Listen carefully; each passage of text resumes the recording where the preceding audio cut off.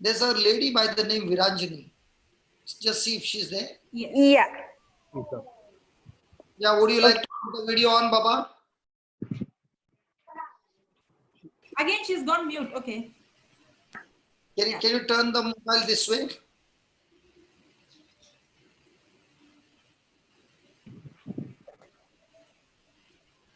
Yes. Yes, She's it's gone, okay. it's gone on mute, sister. Yeah. Yes, Okay. yes. Done. Yes. Right. So where are you from? So I'm from Sri Lanka, Papa. Okay. I was listening to Jocelyn, and Jocelyn was exactly right. Actually, I was born Buddhist, and I got married to a Catholic boy, but the mutual understanding was like for me to remain in my Buddhism. So after my first baby, I went into postnatal depression, and in that situation, it was very severe. There were thoughts getting into me, like my son was really sick that time, and I was really getting in such severe thoughts because I could not cope up. The whole system inside the house and everything was changed, and I couldn't cope up that situation. And the child went on crying, and there came a time that I could not control anymore, and I raised my, I took the child from the bed, and I raised him up. I thought, I didn't, that time it was a real how could I say, it was I yeah, it was a great battle in the mind, and I want to find some peace, and I'm totally out of my mind. And so but my nature, my nature was not that nature wise. I was so loving. I myself was shocked, and then at that point I told my husband that this is my condition and I need help. Hold on, you did not complete the sentence. Yes, Papa. You lifted the child from the bed. Yeah. And what was your thought? My thought was to, finish the, like to dash, maybe to dash, I don't know. So I lifted the child. That much I know. You lifted the baby. Yeah, I lifted the baby. There was no peace in your mind. No. The baby was continuously crying. Crying. So to get that peace, you literally thought of crashing the baby to the floor or something. It was, I would say, it was not intentionally, but yes, a thought that controlled your mind. Yeah. Is against your nature. Yes, that was not you. You know that was not you. Exactly. But you just wanted to finish this episode once and for all. So yes. Just rest in peace. Yeah. So how long from the baby's birth to this incident that took place? Just 1 month. Just 1 month. Not even 1 month. Not even 1 month. Yeah. So the whole, before that situation could come, every day the same thing, the record would be the same thing. The baby is crying. Yeah. The unfavorable situation, circumstance. Yes. Comments, all these coming together. Yeah. Now you were not even thinking with your own mind. Now you are controlled by something, a force which was taking you out of control. Yeah, but another thing happened. Everybody in the house had to go to work, and even my mother could not come to help me. Okay. And we couldn't get a helper even. There were days like she comes, and there are days that she doesn't come. So, but I can remember my mother-in-law, she used to go to work, and during her lunch break, she used to come and bathe the child and go. So during the whole daytime, I and my baby alone in the house, and I couldn't cope up. And your nature is very loving. Very loving, and I want things in proper place, methodical, and all that was broken. Were you praying at that time? No, Baba, I was not, because I was a Buddhist then, and No, even with your Buddhist God, were you a prayerful person? Yes. So at that time, did you ask for help? I asked for help. So what happened? After that, No, I'm asking, did you ask help in prayer? Let me tell you this. Even when I was a Buddhist, I was talking to somebody, like even though we have this Bo tree, that's where we go and we do puja. But in my heart, I was talking to somebody, and I know that it can't be the Bo tree that I am talking to. But always when I am hurt and when I am in despair, I was talking to somebody. Okay, asking for help. Asking for help. But no help was coming. No help was coming to my knowledge, but things were coming into place. Me meeting my husband and all that would have been in that exact plan, but I couldn't see it as it's his plan. Okay. Then what happened? This was only within a month. Then yes, the condition began to get worse than before. Yes. Then my child, at the same time, my child was admitted to the hospital, and the pediatrician, he could recognize my situation. He said that I'm having postnatal depression, and I was referred to a psychiatrist. Okay. And I was taking treatment for 2 years, and I came to know, my condition was normal after that. Within so 2 years. 2 years you took tablets. 2 years I took tablets, and he told me in all this there was no harassment from the husband at all. And love from them. My mother-in-law, my husband, I think they went through a lot, but they didn't open their mouth, and they didn't show me any sort of displeasure or nothing. Nothing was shown, only love. And yet you could not come out. No. I'll just cut off your video because your voice is cutting, okay? Okay, Baba. Okay. Then what happened? Then after 2 years only, I came to normal. I could live a normal life, but only thing which I was not happy with, I was taking treatment.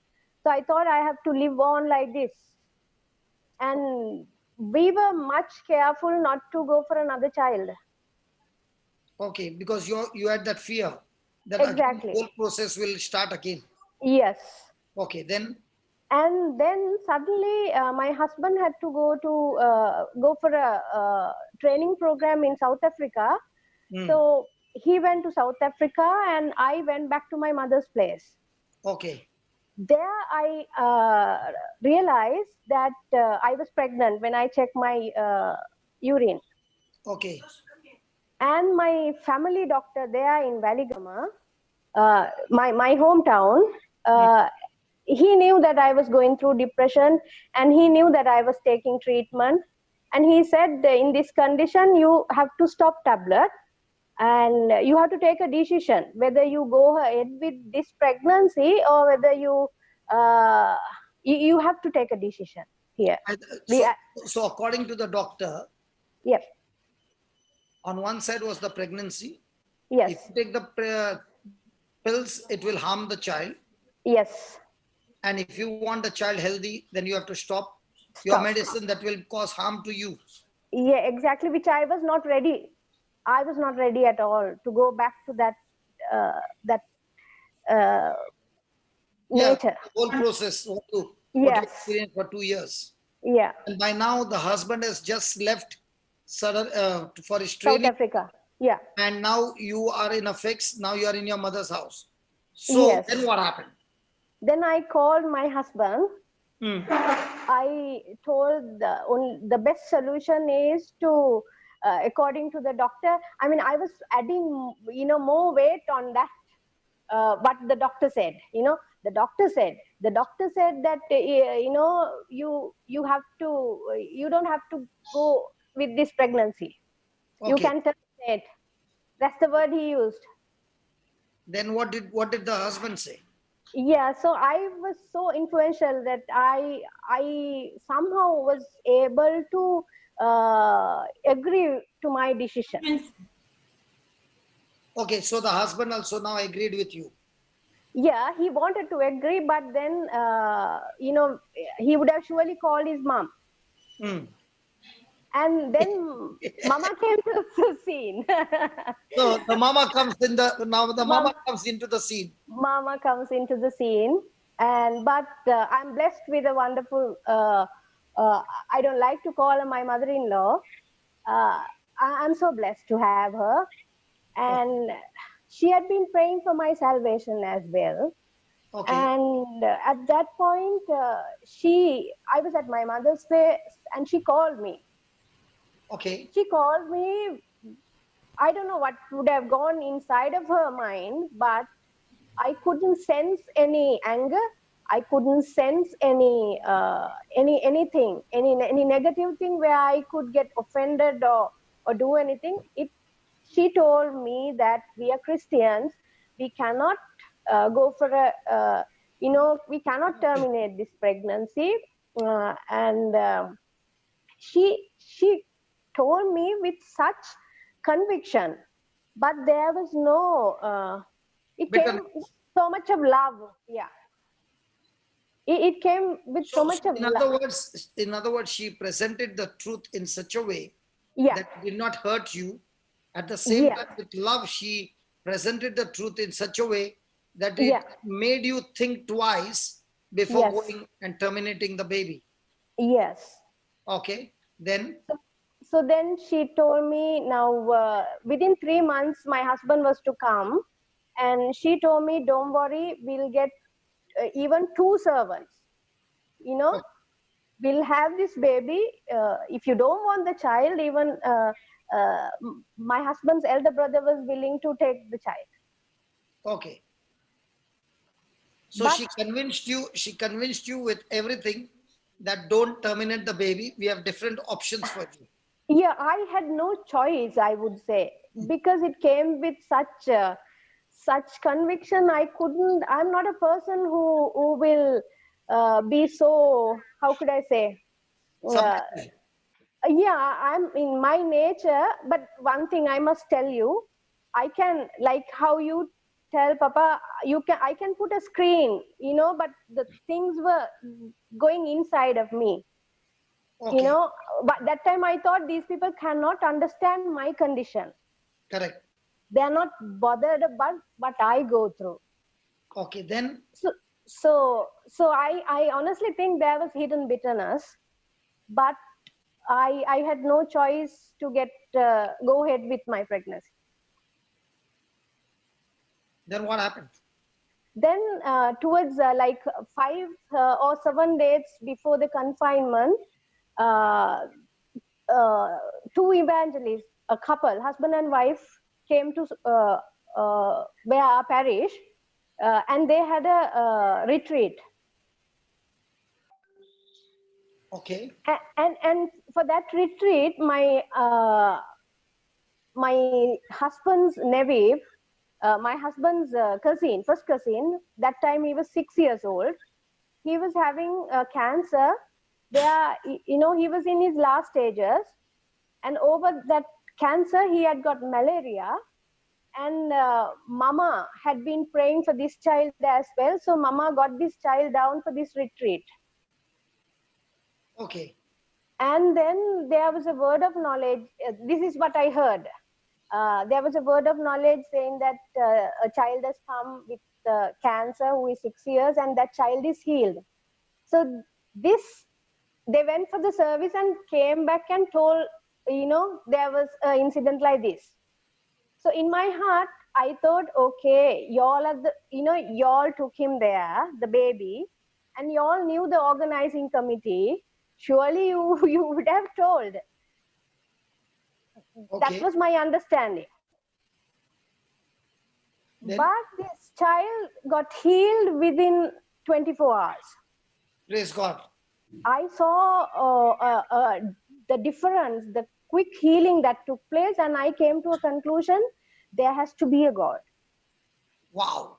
Because I saw this child who was very weak. He could not eat, he could not walk, he was just like a dead body, and they had to carry him, and within 24 hours he was so energized. He had so much of energy. He kept on eating without vomiting. So I was convicted, like there has to be a God for such a miracle to happen. And then I thought, okay, now 5 days for my confinement. I thought this is my only chance. I need to go for this retreat. Praise God. And I went for the retreat. Then that retreat, in Buddhism, it's always, we have been called like, good people. We have been given like, the Buddhists are understand. very, very cool people. Yeah. They are peace-loving people. Yeah, what sin we commit? That was my understanding. Okay. And she led the whole congregation in a repentance prayer, and she was going on from the time that when we conceived in our mother's womb. One by one, she was going on. The things can happen, and I thought, okay, I have done this, even I did this, and suddenly I was convicted of so many sins, and I realized what a sinner I am. Okay. And then she said, okay, now what you have to do is you nail all of these on these 3 nails, and then surely you will be set free. So question in my mind, The 3 nails of the cross. Yeah. Okay. So question in my mind, how can, it is I who did, and how can I be free? How can I, for what he had gone through, how can that be? It was a question going on. And suddenly she said, whoever the Son set free, she'll be, will be free indeed. That word came with power. And Okay. I felt something going through me. And then I took a decision. Okay, I'll keep all that in these 3 nails. I clearly remember taking that decision. And with that decision, there came a peace, joy, sort of a light weight in me, like as if somebody, put a hand inside of me and took everything that, the heaviness. Even if I want to worry, there was no worry inside of me. Okay. So I really thought, now since I know this God, I soon want to baptize myself. Otherwise, it's not, I was not ready to go for the confinement without being a Catholic. Okay. Or without being baptized. So I asked my husband, and he said, no way, enough of problems we had because due to all these, because the first baby, my mother and father, they want to have their own way according to the Buddhist culture. They want to do certain ceremonies, and it was a real problem. So when I told my husband I want to go and meet the priest, I want to make a confession. So that's what I said. And husband he was not willing to. He said, I had enough problems, but you remain like this. It's good for us. And then I could not keep it to myself. Every time when I look at my face in the mirror, I realize that I am, I belong to Jesus, that I have to give my life to Jesus. Wow. So I told my mother-in-law again, Mama, I want to go and meet the priest. So late night, she comes after work and she took me to meet the priest. And I told him, it was more like a confession. I told that how I wanted to, about this baby and all that. It was like a record going on. I soon wanted to receive forgiveness. So he smiled. He said, I told Father, please baptize me. And then he laughed and he said, you don't worry, God is a loving God. You have been already baptized. Your heart is already given. You have given to Jesus. You are already a Christian. Excellent. Yeah. Now your number one duty is to give birth to this child, and don't worry, God is not going to take anything from you, and this child will be a healthy child. So that very day, towards dawn, I got pains and I had a baby, a wonderful baby, healthy baby, and so that's that. Praise God. So you got born again. Yeah. And now how did your journey begin after that? Because you just got born again. Exactly. So there are two babies born. Yeah. One is an infant, and the mama is also an infant spiritually. Exactly. So two babies are born at the same time. Yes. Then what happens? And in that retreat, it was mainly the hymns that touched me the most. So I found some worship songs, and it was always the worship songs that kept me going. Okay. So I was basically worshiping God, not in my spirit, but using my senses and my soul. Because the hair, I could feel the goosebumps. And when I feel it, I'm in so much, I'm so happy. So that was that, like my worshiping the Lord was. So in other words, your happiness was, as long as the CDs are working, Yes. you are happy. Yeah. As long as everything is up to the mark in Yeah. your favor, you are happy and everything Yes. is going fine. Yes.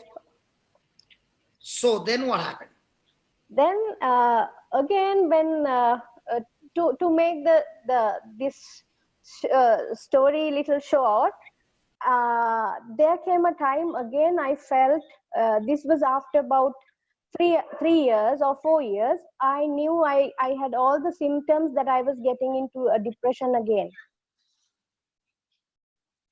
So it was not after the second childbirth. Now 4 years have gone. Yeah, 4 years have gone. Both the children are growing. Yes. And all of a sudden you find yourself back into the same depression. Yeah, exactly. I had all the symptoms. Okay. And I was scared to tell that to my husband or my mother-in-law or anybody. That time I have, I wanted to talk about Jesus and I was in love with him. So wherever I go, I meet that same type of people who have the same desire. I get hooked up with such people. And I shared with a person, this is what I'm going through. So she prayed over me over the phone, but no scripture given. She was just asking God to take control of my situation and give me some peace and joy. Okay. So that I will not continue in that. Okay. And then suddenly, my eldest brother-in-law started coming for your services when you used to come to Sri Lanka. Okay. And he had brought this white book. Okay. And suddenly I happened to see this book on the table, and I started reading that book. I can remember I read it at a stretch without stopping it because it was so comforting. It was so comforting, and I realized so many things, especially So you read from the beginning to the end in one shot? At a stretch, yes. Wow. I always find the Christians read hardly one page, and those who are non-Christian, they grab the book and they read it in one shot over and over again, because we Christians are full of God's word. Yeah, It was so comforting. When we have to confess the scripture, we will say it 1 time, 2 time, maximum 4 time, and then we'll keep quiet. For them, you have to tell them enough, stop. Then then there was a CD on the table, but somehow I got caught up with the book because it gave me such, especially the fear, worry, and doubt. Okay. And at one point, when I found some time for myself, that time I put the CD, and it was Dubai Faith. Okay. And then I realized, all that time I thought my body is me, but it is not me actually. The spirit is what is called Virajini, and I understood the spirit, body, and soul, the difference. Okay. And I understood all that time I was trying to communicate with God through my five senses, not in the spirit. Okay. And I understood all that. And also something else I understood, because you were using this example, when you're going in the car, when you go in the car, you happen to jump a signal, and you explain in it such a way, and you explain that to this sin that you were being justified, there cannot be another punishment. Another cop cannot catch you for the same act, because you have been justified by the other person's payment. Okay. If a person doesn't understand, let me give her. Okay. I'm traveling with Viranjani. Viranjani has broken the signal and she's passed. A cop stops her and shows her the video that you have broken the signal. I'll put you in the prison for 6 months, or else pay such and such amount of fine. So Viranjani doesn't have money, so she has to go into the prison. I open my purse, I pay the money on her behalf. So once the penalty has been paid, the cop gives the receipt to her, not to me. So she takes the receipt and she drives. At the next signal, another cop is showing her the same video of the punishment that she deserved. So when he's showing her the video of the punishment for the crime that she has broken the signal, broken the law, she's also producing the receipt of the payment that has been paid, not by her, but on her behalf, paid by me. So the cop is not looking at who paid the money. He is looking at the penalty has been paid in full. And therefore he says, okay, you are released, you can go. In the same way, Jesus paid the penalty for all of us, and therefore we are justified for every crime and we are set free. Is that right? Yes, that was the greatest revelation I had. And that time I realized that I haven't, even though I have accepted the sacrifice, I was not believing. And at that point only I really was convinced that, oh, I got to believe this. And there came again the peace, the joy, and the comfort. Praise God. Then Now when now I'm okay again, so no problem. So so one example, just one example yeah, of the signal yeah, is your whole lifetime depression, and exactly. everything went off. So the Yes. next time that depression comes, that you did this crime, you are showing Yeah. him the receipt. Yes. Sister Virajini, Yes. I know that there was a fight going on where you were putting the CD and listening, and you were vomiting, and Yeah. Yeah. it was not just in one day. Yes, exactly. Let me tell you, Papa. Yeah. Now, since I'm okay, the white book was like, gradually. I'm not taking the white book. Again. Now the same style. It's so easy that when we are. So you, in other words, you're saying you got your freedom by the truth. Yes. Yes. And then slowly you became lazy to the word of God. Exactly. And slowly you started drifting away, and you don't even know that you are drifting. Yes. And now you have allowed again other things to get inside your mind. Yes, and my thoughts were, I was not bothered about it. I used to think the things, the whatever. I was not very. Again, I easily got derailed, I would say. Okay.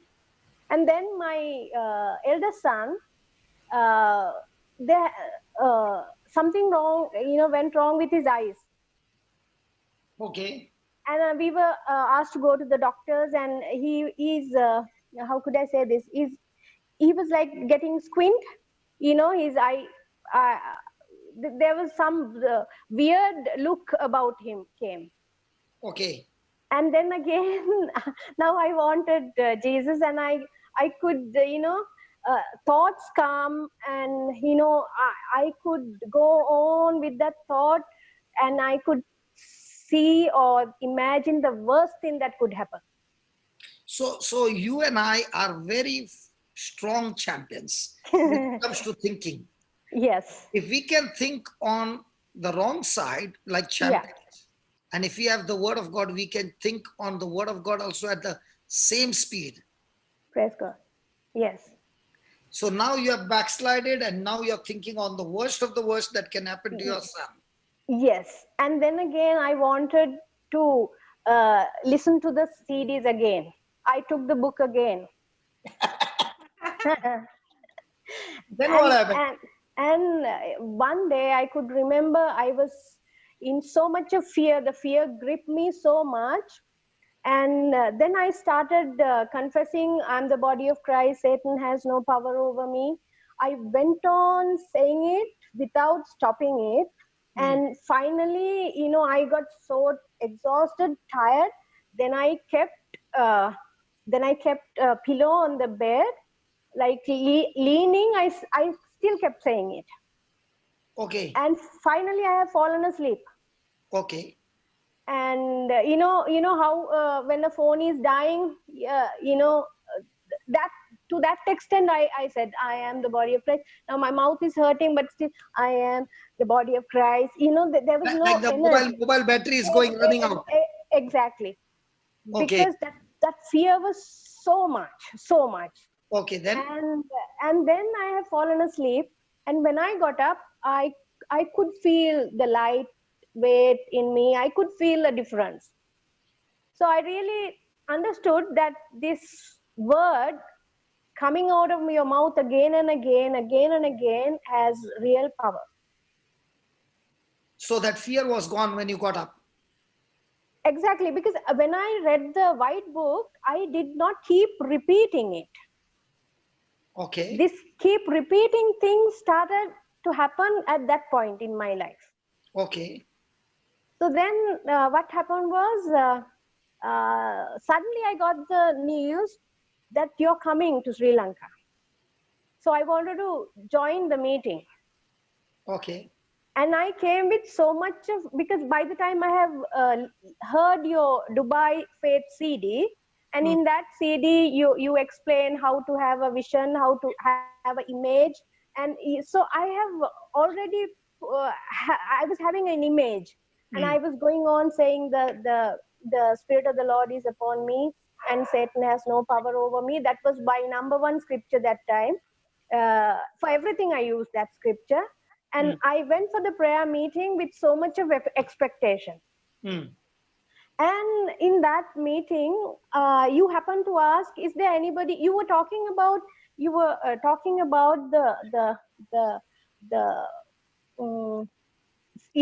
the vineyard, in the vineyard, there was a fig tree. Was it a fig tree?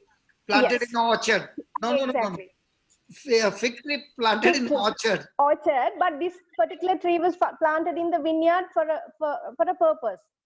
Yes, you don't plant a fig tree in the vineyard. No. It was a fig tree in a vineyard. Yeah, correct. Yes. So exactly it was talking about the situation that I was going through. And I wanted to move out from everybody, and I wanted to have my own house, and I wanted to live in my, where as a family separately. So I was trying to run away. But this particular teaching told me, like, you were there, put there for a purpose. And because of them only you came to know me. So you were supposed to stay here. Don't run away. That kind of thing came to my mind. Because the reason is fig tree is a tree who is not a creeper. Yeah. And when it is planted in a vineyard, the vines are all creepers all around. Yes. Yes. And that fig tree was not able to produce the fruit. Fruit. Just because you are planted there, Yeah. your identity still remains a fig tree. You are supposed to produce figs. Yeah. So when the fig tree is threatened by the vine, he is not Yeah. able to produce. Mm-hmm. And Jesus is speaking about the gardener. When the owner came and said, cut off the tree, he said, give me one more year, I'll work on the tree. Yes. It will surely produce. In the Yes. same way, we are planted on purpose in an uncomfortable place, but the gardener is going to work on you so that you produce the fruit. Praise God. Praise God. Yes, go ahead. And then during the teaching, you ask, is there anybody who here who had a history of depression or something similar to that? So I raised my hand, and you very well knew that I was a depressed case because of that. And after the session, my husband and we all were in a line to meet you. You prayed over my husband. And at that meeting also, I took another CD for me. So you saw me having a CD in my hand. And when it comes to my turn, you said, sister, I'm not going to pray over you. And we are meeting for the first time. Yes, for the first time. Then, were you not annoyed? I was so annoyed because you asked, is there anybody who here who was depressed? So in my heart, okay, you know me that you were in that situation and you're telling me like, you don't have sympathy over me because I was also, I thought you will pray more than what you prayed over my husband. Because and I cannot pray for you. Yeah, you refused. You refused. You said, sister, I'm not going to pray over you. And what did I say? And you said, this CD, I want you to listen to this. Keep listening. And this will be like, I want you to build up your muscles, spiritual muscles. And I'm so sorry. No, okay. Today I thank my God. It was not you. It was the Holy Spirit who spoke through you. And I'm so thankful to God that otherwise I would have gone into that bondage, like to be delivered by the hands of the preacher. And I would have not learned what I have learned today. I would have not been the person what I am today. It was because of, at that moment, I got hurt, undoubtedly. And that night I told, Lord, those days my prayers were different. I speak to him everything. I as if he cannot see me or he cannot see anything. I give a record, all what's happening. So I said, Lord, I don't want any of your servants. I need only you. Excellent. So Your servants has no sympathy at all. Yeah, I don't want anybody. You're such a loving God. I need only you. I think the Holy Spirit would have got me to pray that prayer, so that's the real start. For how long did you hate me then? No, then I could see now I have the teaching. Now I know I have to be in this place. And I am 100% sure that the Lord wants me to remain in this place. But Okay. in my mind, I thought if I go out, so many other things would have got settled and I will have much peace and I will have much time to be with the Lord, to communion with him. So I was finding a shortcut so that less work, if you and your husband and only your children, less work. Who wants the joint family, correct? Yeah. Less work. I and my husband, and husband is always in the pocket of the wife. So I can make the husband work when he comes from work. Exactly. All I have to give him is one hug, one kiss. That's enough. He's melted, Yeah, working everything at home. And I am blessed with a wonderful husband, and Sister Jocelyn knows he is so caring, he's so loving, and it's so easy to live uh, with him. With him. Yeah. So I And thought, this man of God, instead of helping me to separate, he has Yeah. given teaching, you stay there. yes, Instead of praying over me, he refused Yeah. to pray over me. pray also. Yes. The greatest enemy is this man of God who did all the mess in my mind now. Funny part is when even though I said, Lord, I need only you, something was telling me that you are supposed to listen to this CD. Okay. It was going on in my mind, even though I didn't want to. At one point, I realized, no, I have no other choice than listening to this new CD. Okay. So first, I put the CD in a home systems, the DVD, Hmm. and in that you said, if you listen to this CD and if anything does not come right, here is my cheek. You can slap me with the slipper. Correct. Yeah. That was, it challenged me. I really thought, to give us such challenge, that means if I follow this, if I follow what he said, I can come out. Or you were thinking of slapping. Not at all. Not at all. Not at all. It was like a challenge where it came with so much of confidence. No, what I'm saying is the preacher is so confident Yeah. that he's not confident on what he's speaking, but Yeah. he's confident on the creator who has made a Yeah. system. Yeah, that time I couldn't understand that little, but what I understood was, if I listen to this, I'll be able to overcome all the challenges that I got. Okay. So sometimes the preacher has to give such kind of take the Challenges. challenges. Yeah. Okay, go ahead. Yes. So My God, you have got all the details, man. Yeah, go ahead. But when I listened to it through using my home theater system, Hmm. there were few hymns only. With that message, after that, there were some hymns. So I was wondering, what is this he's talking about? He's saying, if I listen to this, and I can overcome, but only a few hymns. So I was like, again, I don't know what he's talking about. Okay. But one day, now the moment I took a decision that somehow I got to stay here, and somehow I'm going to overcome this. And in the nights, I can't fall asleep. Hmm. So there were so many thoughts going on. So that one scripture, I'm the body of Christ, Satan has no power over me. I'm going on. Sometimes when I keep saying it, all those scary, when I close my eyes, all those scary stuff was coming. So scary. It's so much pressure that I will stop it. But I knew I should not stop it, because in your Dubai Faith CD, you were talking about not to stop it. I have learned all that, so I didn't want to stop. So I keep my eyes open. And then I thought to myself at once, but there is one thing going on. Help me, Jesus, help me.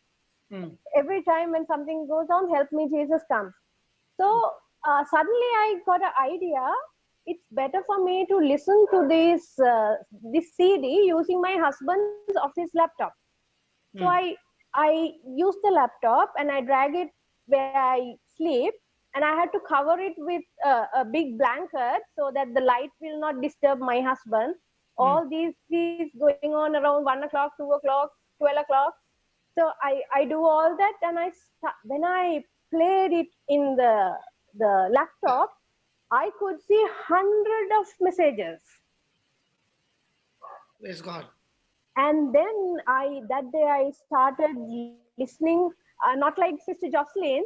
I didn't stay on one track. I wanted to listen to it, from one to the other, because it was so much comforting. I started receiving knowledge okay, this is where I go wrong. Okay, this is what I should do. This is what I should not do.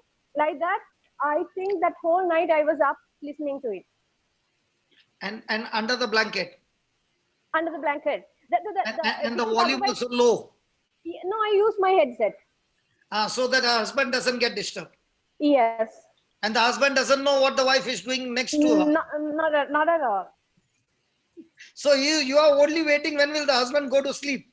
Exactly.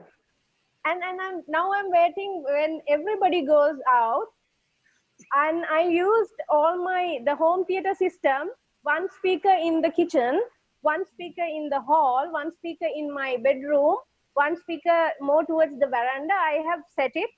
And when they go to work, during the day, one job is listening to this Sower and the Seed CD. Praise God. And, So as you were listening and listening and listening throughout the day, yeah, what happened to those frightful things that were coming to you? it was diminishing. Hmm. And I realized that in this whole thing, the God is trying to change me, not try to change others. Say that again. In this whole scenario, the Lord was trying to change me. All the time I was trying to change others. So I realized it's not about others, it's about me. It's about me giving Lord the opportunity to transform me.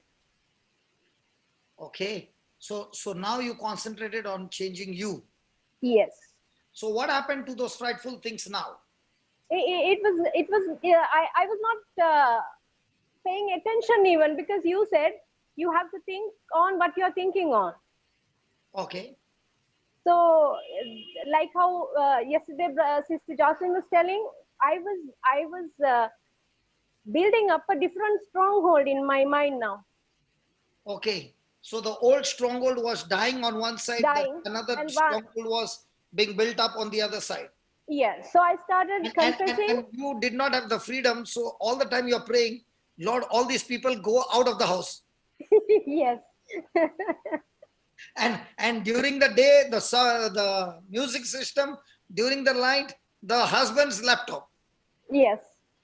So Lord, let my husband go to sleep, and such sleep that he doesn't wake up the whole night. Yeah.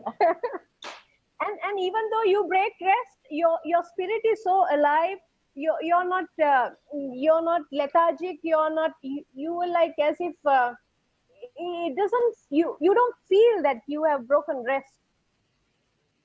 So the whole night you are listening, and still you are not tired. Not tired, because Your batteries are full charged. Exactly. Go ahead, tell us more. You're giving us all the secrets. Come on.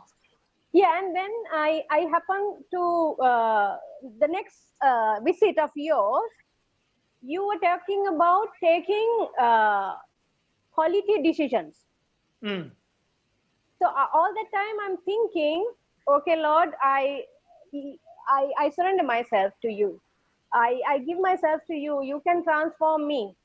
But the moment you said it's about, you explain what is a decision and what is a wishful thinking. Mm. And I realized all the time I was having wishful thinking. Mm. And that after you taught me to take quality decisions, I started writing the teachings. Okay, those who do not know the difference between wishful thinking and quality decision. Wishful thinking is a person who is saying, I wish, I would have a house, I would have a garden, I would have this, and I would have that and that. But a quality decision is a decision like Jairus. He is a synagogue official. All his friends are against Jesus. His daughter is at the point of death, but he makes a quality decision saying, even though everything is against me, I will still go to Jesus. And when he makes that quality decision, okay, Jesus is walking with him. Again, there comes a news that your daughter is dead. Again, Jesus says, stay with that quality decision. And he stays with that, doesn't open his mouth till that quality decision has brought forth the manifestation. Second, the woman with the issue of blood, she also must be thinking, I should get healed. I wish I could get healed. 12 years are gone. My money is gone. Doctors have given me hope. Nothing is working. Nobody is talking to me. I'm so lonely. Nobody loves me. I have been rejected by society. Oh, when will I get healed? No. She heard about Jesus once. She makes a quality decision. No matter what happens, I will go and touch him. Hey, but if you go and touch him, you are unclean. They will stone you to death. I don't care. I will still go and touch his cloak. Quality decision. A person with quality decision is focused on that decision only. No matter what is coming against him or no matter what pressure is there, the person is stuck with that. So when she comes out and she sees the crowd, she doesn't say, oh my God, how will I pass through? She did not say, oh my God, where will I get Jesus' address? Oh my God, I'm so weak, who will take me out? Oh my God, what if people see me? They will stone me to death. She is not focused on any of those things. She is focused on only one thing. I will touch his garment, I shall be healed. I'll touch his garment, I shall be healed. I shall touch this garment, I shall be healed. On that night, she heard this teaching. So for you to, from wishful thinking to quality decision, both are hope. Yes. Both are hope. One is a hope without the word of God to back you up. Yes. Another one also is a hope. I want to get healed of my bleeding, but I will tie what I heard about Jesus. I will tie his word. I will tie his promises to my hope and keep on holding on to those promises. And those promises are my confidence. Those promises are my relationship with Jesus that will supply the faith to change that hope into manifestation. The other person is also hoping, I want to get healed. But that person has not yet taken Jesus. That person has not taken promises. That person is wavering. There's no quality decision. And that's why he ends up with wishful thinking. I wish I could get healed. I wish somebody would pray over me. I wish this. Now, when she came and I said, I'm not going to pray over you, that's the time she had to take a decision. I will never come for his classes. He's a proud man. I hate him. I don't even want to see his face. What does he think about himself? But might be all those things are running. Yes. But then she makes a quality decision. No matter how he treated me, it doesn't matter. I will go to Jesus, his message. I've got nothing to do with this preacher. If this preacher is so proud, I don't need him anymore. Thank God I got the teaching, that's enough. Preacher, you can go home, you can go and do what you want. I don't care about you. I don't want to even look at your face. But I've got the teaching. I'm going to take the teaching and tie myself with the teaching. And now what is she doing? Every day, tying herself. Praise God. And now she's still on wishful thinking. But now when she comes for the service, she's saying, oh my God, I can hear the word of God the whole day, but unless I make a quality decision and tie it tight with grip and tie that knot with the promises of God, the promises of God is the one who is supplying the raw material, just like a person who has got a blueprint of a construction of a building. The promises of God are like the workers, the concrete, the stones, the cement, the iron. All those are different promises. They put together, they work together, and every day when she's speaking and believing those promises, the substance is supplied. That substance is what changes a hope into physical manifestation. And that's what the woman was doing. When she kept on speaking at home, she was supplying the raw material, because faith, life and death is in the power of the tongue. As she's speaking of faith, the word has already gone. When she's out of the house, the word has prepared the way for her to go through. Now when she's seeing the crowd, the word that she spoke at home has made the gateway for her to pass through the crowd and touch his garment. So conclusion, what you speak today with faith is preparing a bridge for you to reach to your destination. What you are speaking of, the word of fear or death, is preparing a wall that is blocking God's destination and leading you by the pathway that is leading you to destruction. Praise God. Oh, Viranjani, I did not give you any chance. No, the best thing is, you teach us so that it will get really registered. Oh, And that time, when you spoke that, you just touched my nerve. And when you get a touch on the nerve, you get so excited. And these are the secrets, you see, yeah, Anjani. These yes, are the powerful truths. And when a person understands that, he says, I got it. Now it's my yes, turn to practice. Have you ever played badminton? yes. So when you play badminton, in the beginning, you play like this, tukuk. Yeah. Very, After some days, do you feel like playing like that? no, not at all. When a person is a champ, you see the shuttle, you can barely see the shuttle. What about the table Yeah, tennis ball? same. The people who are champions are such. You might see Viranjani as a small baby, okay? She might look small in her size, but the faith is like of a giant. Amen. A person who has gone through battles, a person who has got bashed up, okay? A person went through so much and she learned it the hard way. And I thank God that she's not offended with me, but she's always loving me. And she's always saying, Hey, Papa, thank you that you are teaching me to play my own strokes. I thank God that you did not come into the ground to play the match for me, but you said, I'll teach you before the match the strokes. And I went and played the strokes, and here's my trophy. Hey, Dada, Papa, this is my trophy. What do you say, Viranjani? Yes, Papa. Yes, indeed. Thank Yeah, God for you. tell us more. And I had a weakness that time. My English was not very good, so when I come for the service, I had to pay a lot of it. I had to pay attention to each word so that I will not miss. Otherwise, because my English was not very good that time. Yeah, So I do remember all the examples that you gave, because at the end those examples is what kept me going. okay. So you told wishful thinking is, when you're on the bed, I must get up, I must get up, I must get up now, and it's you're just that's wishful thinking. The moment you keep your foot on the floor, that's the time you take a decision. So decision is always backed up with an action. And Say I that was again, listening. please. Say that again, please. The decision is, Because I suffer from that many a times.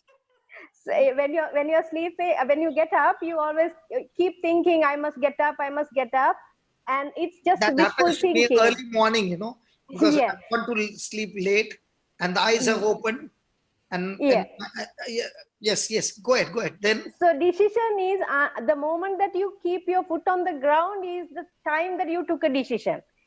So decisions is always backed up with an action. praise So I God. was listening to your CDs, but Tomorrow morning, Viranjani, I'm going to remember you. So praise when my God. eyes are saying sleep for some more time, no. Already decision. Who said? Viranjani said. So you have given me a seed that I will remember all my life. I remember you all my life due to those things when my actions are not according to the teachings. Praise God. So Yeah. then I You know realized, what the Lord is teaching me? yes, Might be in that teaching I gave, wishful thinking is this, yeah, quality decision is this. yeah, But when you were saying, I yeah, got excited about Jairus and the woman with the issue of blood. yeah, Now you yeah. took me even deeper from where I was. This happens on the bed every day. Now Exactly. I was the one who gave you that example, but I forgot. Yeah, this was 8 years ago. So, This so we need the student to teach, remind the teacher. Come on, teacher. We all need so one another to teach it, remind each other. exactly, Praise exactly. God. Go Praise ahead, go ahead, God go for ahead. that. So I realized that I was listening, and I was thinking, one day, someday, that I have to, I should write these teachings. Someday I should, teach somebody, because now my kids are small. I have to see to them. I have so much of work at home. So someday, wishful thinking. So that time I realized, no, that someday will never come. It's now. And I started translating. Can you say that again? Viranjani, let me Yeah, see Papa. your face. Let me see your face. I don't want to miss that. That was like bullets, Papa. Viranjani, let me see your face. Yeah. Come on. I've given Yeah, you. Papa. Put on the video. Do you know how many demons of laziness is left out? Praise God for that. And how many participants are there? 80. All Yeah, 80 are saying we are going through this. So So my kids was, we are mostly caught up with wishful thinking, and that's why we still remain in the border. Never got into the ring. yeah. So that day I took a decision. I started translating your messages little by little. You know, I listened and then I took a pause Hold and then on. I heard Marina saying, no, Papa, no, not me. Christina saying, not me. Others are saying, not me. I'm not giving you the example of only getting up in the morning. What about when you got hurt for 2 hours? What was that? okay, I didn't.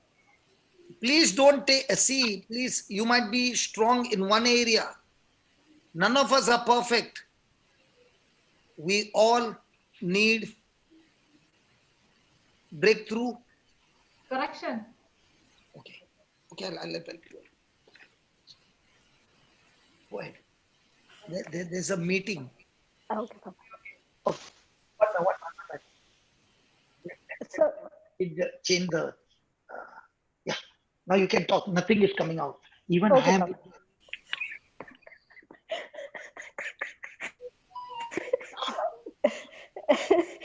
So I started translating the teaching. Like, you know, I listened to a few sentences and then I pause it and then I started translating it. And also I found a person to teach. So whatever I learned, and I taught that person in Sinhala. Because so many people I got hooked up with Sinhala speaking people.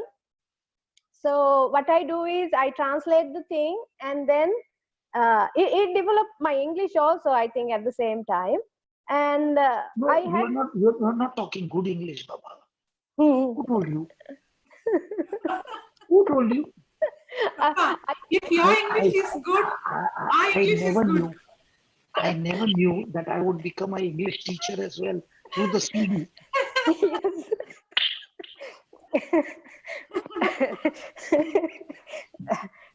So I found this girl and I started teaching her. And then the third meeting when I came with this student of mine. But yet you don't know me personally. I was in the congregation listening to it. And now the third time when I came for the service, you were teaching about the drawing the water, the joyfully. Samaritan woman. Samaritan woman. And you ask, you know, how to draw the water through a bucket. And amazingly, you ask me, you pointed to me, yeah, the one who is in black, you know, how to draw the water. So I said, yes, I put the because in our village, we had a well. You have to put the bucket and you have to shake it a bit. So I gave that the way, the method, and you were very happy with it. So, you know, you told it's not simply joyfully only we draw the water out, and you have to shake it a bit. You have to change your thinking.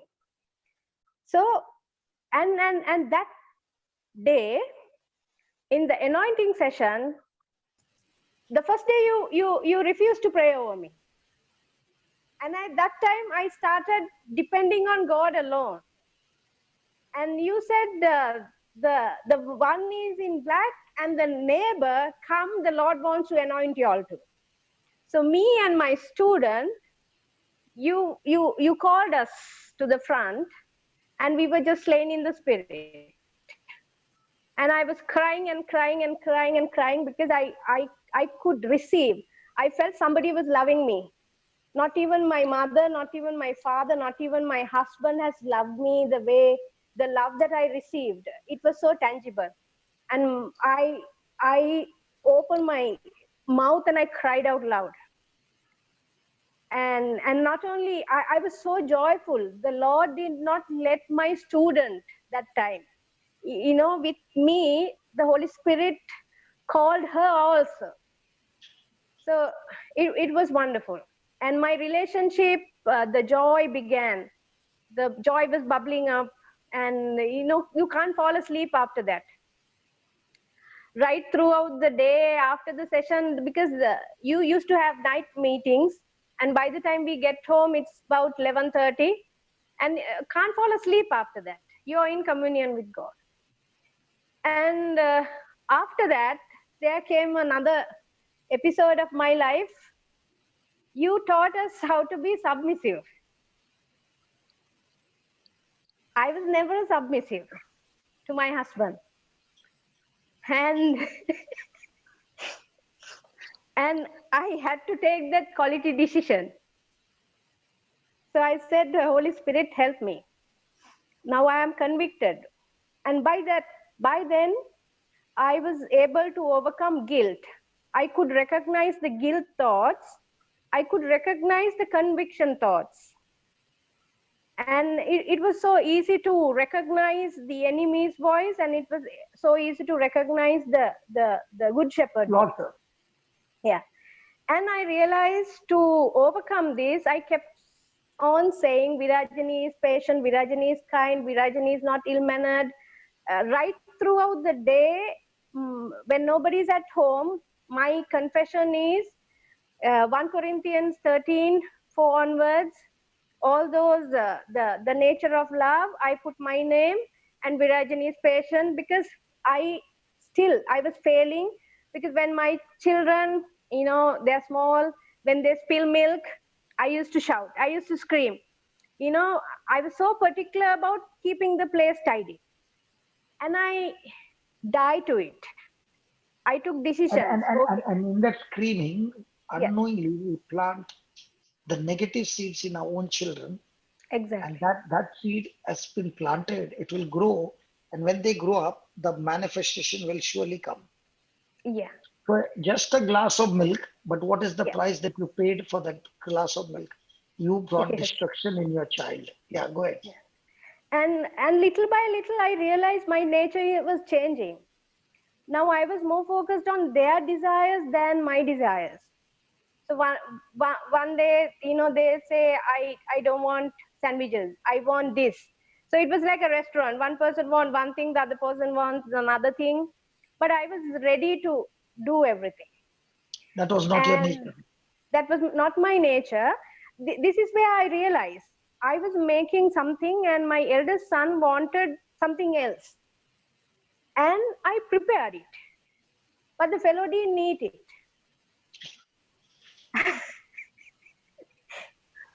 But I did not get affected, because my old nature, I would have called him, I would have got him to eat it. So I was surprised by your new nature. Yeah, because the word comes. You know, when I wanted to get angry, the word tells you, Virajini is patient, Virajini is kind, Virajini is not ill-mannered. So even though I want to do it, there was no force which was coming out to bring my old nature out. But that word was that stronghold was, the new stronghold was governing me, controlling me. And now I was doing good, but the submission is because my husband is so loving, so caring. But when it comes to me going for the prayer meetings without him, is little, he didn't like it. So one fine day, you taught us the submission. And I realized that I have to put this into practice. I have to be a doer of the word. So other days, what I do is I prepare the whole setup and I take a call and say, today I'm going for the meeting. But now I don't have the guts to tell. So instead of that, I call him and ask, can I go for the meeting? So now the question has become different. Yeah. All this time, I've prepared everything. I'm leaving now. I'm going for the meeting. And Now, even if, yeah. Now everything is prepared, Yeah. but you are asking as a request, can I go for the meeting? So now Yes. he's the boss. All this time you are the boss. Yeah. Okay. And then even to be in his good books, what I do is I tell him, you know, your soft drink is, or I have made you a juice and it's in the fridge, only to take it and drink. Yeah. I So see to you're it giving that him, he's also in the good books. everything is prepared. So Yeah. he is also comfortable. But Yeah. now you're asking, can I go? So what was Can his I? answer? So to my surprise, he said, let's see. Now let's see, is neither here or there. No. So I can't make up my mind now. So one of the ladies asked me, are you coming? So now I am very particular about to Yes or speak no? faith. To speak faith. So I said, surely I'm coming. And with faith, I ironed my clothes also. In faith, I ironed my clothes. So I was so ready to go. And then he came around, he came a little early. And he said, so I was so happy now. I thought, okay. And I kept on saying, the Lord, whoever is thirsty, you said you will fill them. So I'm hungry and thirsty for your word. And I'm sure that I have to back my faith with the scripture. So that was the scripture I was using. And then he came and he told me, you know, I'm hungry. So now there's a test. So I said, okay, then I can make you a sandwich. He said, no, I want to eat something smarting. What about some onions? You know, you can oil the onions. That's his favorite. So he said, I want to eat that. So now I am like, in my heart, you know, it's too much now. But I want to cut the onion. And now I have to submissive. So, okay, I took a decision to be submissive. Now I am going to clean up the onions, but there was some kind of, it was like, No cheerfulness. yeah, no cheerfulness. But the word was teaching me, Virajini is not ill-mannered. So, so that the cutting speed became very low. And there was peace, and still I could rejoice. And then prepared, and I gave it to him. And he looked at my face. He said, even though you're giving, I smiled actually. But honestly, there was no bitterness, I would say, because I was ready to take the test, ready to pass the test. I have decided I'm not going to fail. So I gave with a smile, and he said, even though you're smiling, you know, I know you're burning inside. Now he's putting chili also. Yeah. So I said, yes, Alistair, that's old Virajini. You know, pointless me going for all these meetings if these meetings have not done any change in me. So, you know, I could have gone without asking you, but I now I want to, you know, be submissive to you. I can't remember whether I told that. No. I don't think I told that, so that he will take advantage. So I said, no, I have changed. You know, all these teachings have changed me. So he said, now I'm hoping that he will, after his sandwich, he'll say, we'll go. And to my surprise, he said, now it's too late. Today we'll not go for the meeting. Instead, we watch a movie. So again, submissive. The word submissive comes. And but that time there was a lot of hurt, lot of sorrow. And, recently I learned the trick uh, to use the precious blood and wash those hurtful thoughts and to take a decision. But then that time I have not learned that part. But I have learned not to lose my joy. So, I was telling Virajani, you're not supposed to lose your joy. Virajani, you're not supposed to lose your joy. Because from the well we can draw water only with joy. Joyfully. Yes. Without joy, you can't draw the water. Yes. So those Of teachings everlasting. were there.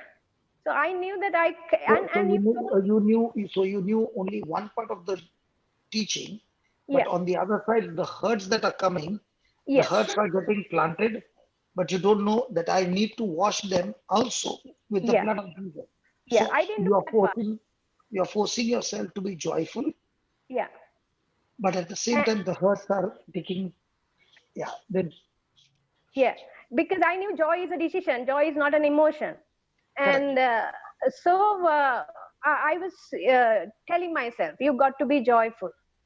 So when I sat with him to watch the movie, it was a war movie.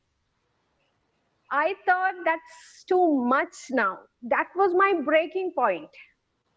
I could have told him, no, you watch, I'll do something else. That was really the breaking point. And I can remember you told, the patience is the moment you're about to break your peace, you got to go further, little bit more, and then the victory comes. The flight, the runaway, how it takes off, those all the examples. Yeah, those examples are kept in my mind because I used to teach another lady. So it was really in me, and I was using those. So I knew now this is the breaking point. I have to still pump the petrol or the gas to take over. So in my heart, I was going on saying Virajani is patient, Virajani is kind, Virajani is submissive. Nothing coming out, but within me, that's what I was pumping petrol. And I started watching that movie. It was titled Saving Private Ryan, and it explains how to. It was about a war between the enemy and how to go and save others. Even though I was watching the movie, Papa, it was a Bible lesson. It was a Bible teaching. I was understanding, oh, exactly, this is what we got to do. This is how the Lord wants us to talk. Because in that, the one set of group is going to save this one particular boy. But they don't know. For them to recognize their batch, they say one word and the other party has to repeat. So it was a different teaching for me, as if some Holy Spirit was seated next to me and teaching. And then I was crying. Actually, the tears were coming out. I was receiving the love of Christ and all. Then he looked at me and said, oh, you're still thinking about your Bible study. He really thought I was crying because I couldn't go for the meeting, but I was enjoying it. The Bible study is already happening there. Happening. So that's that, Papa. So little by little, but actually, my husband was so caring, loving, but when it comes to me getting into reach out to other people and going for these classes, and I was so excited about, the joy that I was receiving, I could not get from anywhere else. So I started reaching out to more people, and my phones were busy. He couldn't contact me, and there came a time he said, no Bible classes, no going out, no reaching out to people. Even I was supposed to change my phone number so that people will not call me. He said, you're a housewife. We have a family. There are other nuns and there are other women, like, who don't have children to go and build the kingdom. You are a wife, you're a housewife, you're a mother. So this is not your calling. So I was supposed to stop, and this was really bothering me, and it was a little heartbreaking. But praise God, you have come to Sri Lanka. Then I happened to call Sister Marlene and somehow got you online, and I told, this is the condition. What do I do? Because being submissive to your husband, but above all, you've got to be submissive to your God as well. So I was not sure whether I'm doing the right thing. And when I asked, you said, no, Baba, you got to be submissive, take a break. You have the teachings, go through them thoroughly. I said to you, Yeah. he can stop you from outside. Okay. But what is running inside of you is a river. Yeah. So God has given you a time of revision. Yes, A exactly. time of being with the Lord. And in this, begin to pour so much of love. The seed of love that you pour, that seed of love will take over the battery. So you Exactly. just keep pumping love and don't forget to take the revisions. Yeah. Yeah. So I was doing it, and you gave me this courage. The present trials that we go through only for a short time. So that was my hope. I knew it's only for a short time. And then I was more focused on the housework, all that, and here and there, I get angry. I tell of things, and my nature was little bit shaky. And whenever it happens, what I do is I send him a text. I say, I'm so sorry, my batteries are low. I'm working on it. Let me charge my battery. It's my fault. Like that, I used to send. And after about 3 months, he realized all what the strength and the energy that I was having is through these Bible studies. And He saw yeah, that you started using that training period to become Miss Perfect.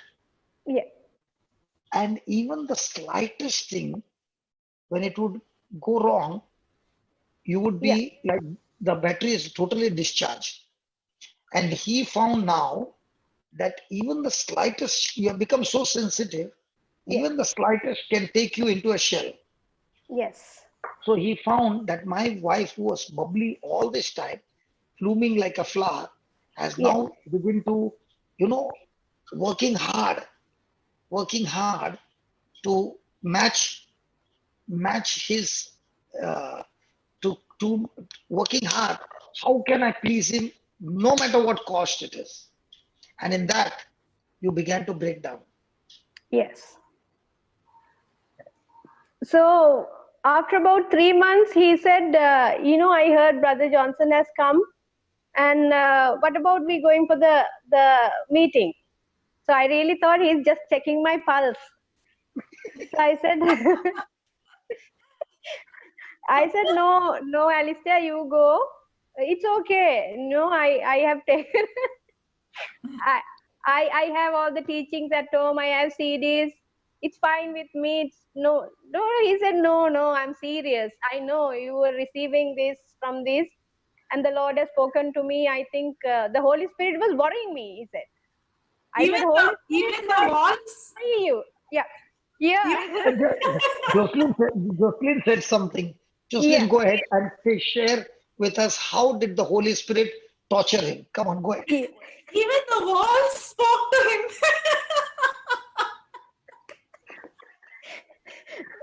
He said, everything spoke to me. Even the walls spoke to me. Yeah. On one side, you were submissive. On the other side, yeah, go ahead. No, let me tell you, why did he tell the wall spoke to me? Go on. Yeah. the one who told me not to go for any Bible studies, nothing to do with God, he took 7 days annual leave. He waited in the house, looked after the children, and cooked for them and everything, and gave me the opportunity to come to Goa for the growth retreat. Yes. That That, was that is the impossible. time the Lord was talking to me through the walls. He has spoken to me. You got to send her there. And the best part was there was no stubbornness or no offense or bitterness. Whatever you say, I'm ready to do, but I will only plant love. Yeah, even if I fail, I take the blame. I said, no, I made a mistake. It's my fault. Maybe sometimes it's not my fault, but I say, no, I'm the one who got offended. I shouldn't have done this to you. Because I did this to you, you got offended. So it was When a amazing. person takes the fault of another one, okay, just like Jesus took our fault. Jesus took our fault, right? Yes. Hello, where are you? Are you with me, baby? Yeah, Yes, yeah. Papa. Jesus took our fault, right? Yes, And after taking the fault, also he said, Father, forgive them. them. So that is love. So the Yes, more and more you prove that you're not wrong, instead of that, when you say, yes, yes, I'm wrong and I need to change even more, now you are teachable and you are ready for a change. Now you're ready to go to the yes, next level. But if you're saying, no, no, no, yes. there's no fault in me, then the Lord says in 1 John 1, the person says that God is a liar. Didn't follow you, Papa. Okay, I'll show you the scripture. It's good to show the scripture, isn't it? Yes. Yes. Yes. 1 John chapter 1.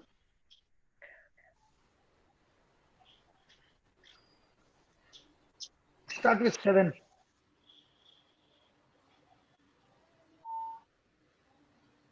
Viranjini, read it. But if we walk in the light, as he is in the light, we have fellowship with one another. And the blood of Jesus Christ is, Marina, some thing came on. Yeah, I couldn't read the blood His of Jesus Jesus Christ is Christ, Son. his Son, cleanses us Hmm? from all sin. Sorry? It's there on the chat also if you want. Okay. Okay. Yeah. Tell me again. But if we walk in the light, as he is in the light, Hmm. we have fellowship with one another, Hmm. and the blood of Jesus Christ, his Son, Hmm. cleanses us from all sin. 8. I couldn't see yet on the screen, Papa. It will come. It will come. If we say that we have no sin, we deceive ourselves and the truth is not in us. Exactly. So when a person says, no, I've got no fault, Yeah. okay, We make him a liar. none of us are without fault. We all have got fault. We all have got our weaknesses. Yes. But the moment you say, I've got no fault, you know what you're Yes. saying? I cannot be. Right. See, if you give somebody 100 out of 100, Yeah. can that person improve now? No, that's beyond, like, he has come to the maximum. So if he has got say 98, he will Yeah. still work on that too. True. But the moment you give yourself say 100 points, Yeah. now what are you saying? I don't need any change. Exactly. Now what you are saying is, even if this situation has happened in the house, Yeah. Lord, I am the one. So let me work on that. Yeah. That is where you start improving. Now, supposing a person is playing the organ Yeah. and the teacher says, I give you 100 out of 100. The moment teacher says 100 out of 100, the student says, I don't need to improve anymore. Yeah. But the teacher says, see, you did it, but according to my standard, you are still on 30. You Yes. might get discouraged at that time, but you Yes. have set a target that I have to go up to 70 more. Hmm. Are you following? Yes, Go ahead. perfectly. So all this was easy for me. You gave me the teaching that everybody has the right to hurt you. Yes. You explain it, if there is a lady cop with a uniform, if she puts her hand, you can't get offended. You got to stop. So she has the right to stop you. So this teaching got settled in my mind. So the whole day, now I know where I fall. So to build up that, I keep saying everybody has the right to hurt me. So everybody has the right to hurt me. Now I cannot get hurt because they have the right Okay, okay. Can I give you a scripture for that? Because Yes. sometimes people say, how can you give a slogan like this? Yeah. Okay. It is better to give a scripture so that it becomes evidence that what Yeah, I'm saying because is there. actually one person wanted to argue with me. There's nothing in the Bible like that. There's nothing. It's all made up, and you're just fooling yourself. Your teacher is fooling you. Okay. 1 John chapter 3, verse 13. Of everything that I spoke, you did not write. This one you're ready to write. Yes. 1 John 3:13. Marvel not.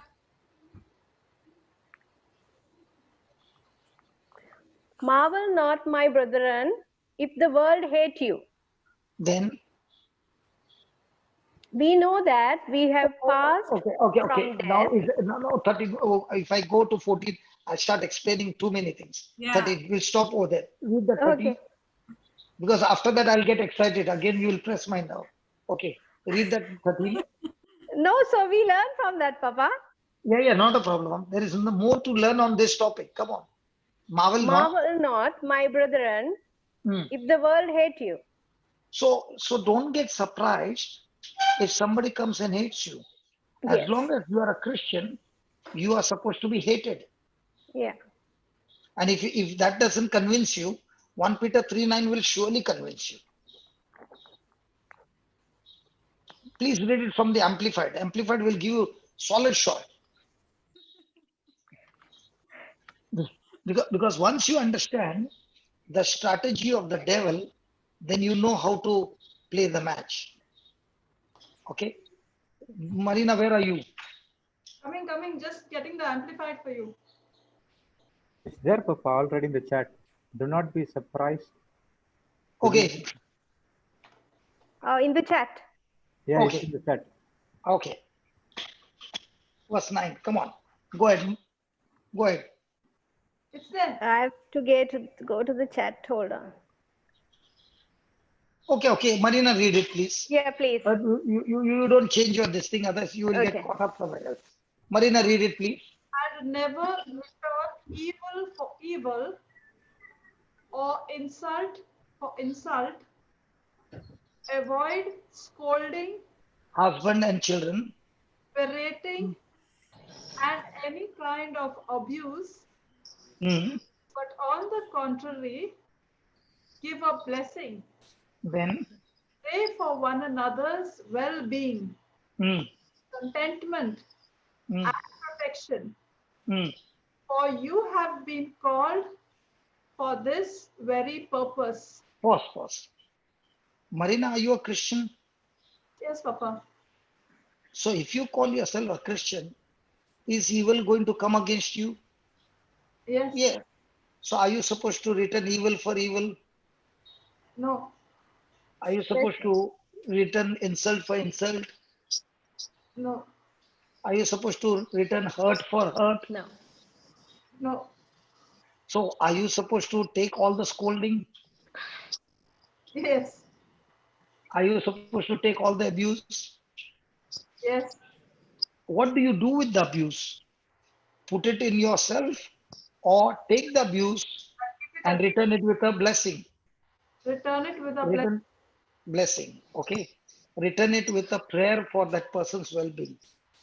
Now, if somebody says, I'm a Christian, that means every person has a right to insult you, abuse you, do all kinds of negative things to you, and you take that garbage, what they have given, and give it to Jesus. And while giving, make a prayer for those people, bless them, and all that you do. Now, when you do that, what happens? Watch that. What happens? Read that. For you have been called for this very purpose. For you have been called for this very purpose, that you might inherit a blessing What is that? from God that brings well-being, happiness, and protection. Now, this is just a small package. The whole blessing, the whole package. So, if you hurt me this much and I don't take it and I give it to God and I start praying for you and doing this, do you know what is blessing? Blessing is the root that can produce anything and everything that God has finished on the cross to bring it to manifestation. So, where's your breakthrough? When somebody comes against you, it's your opportunity to turn it around into a reward. Yes.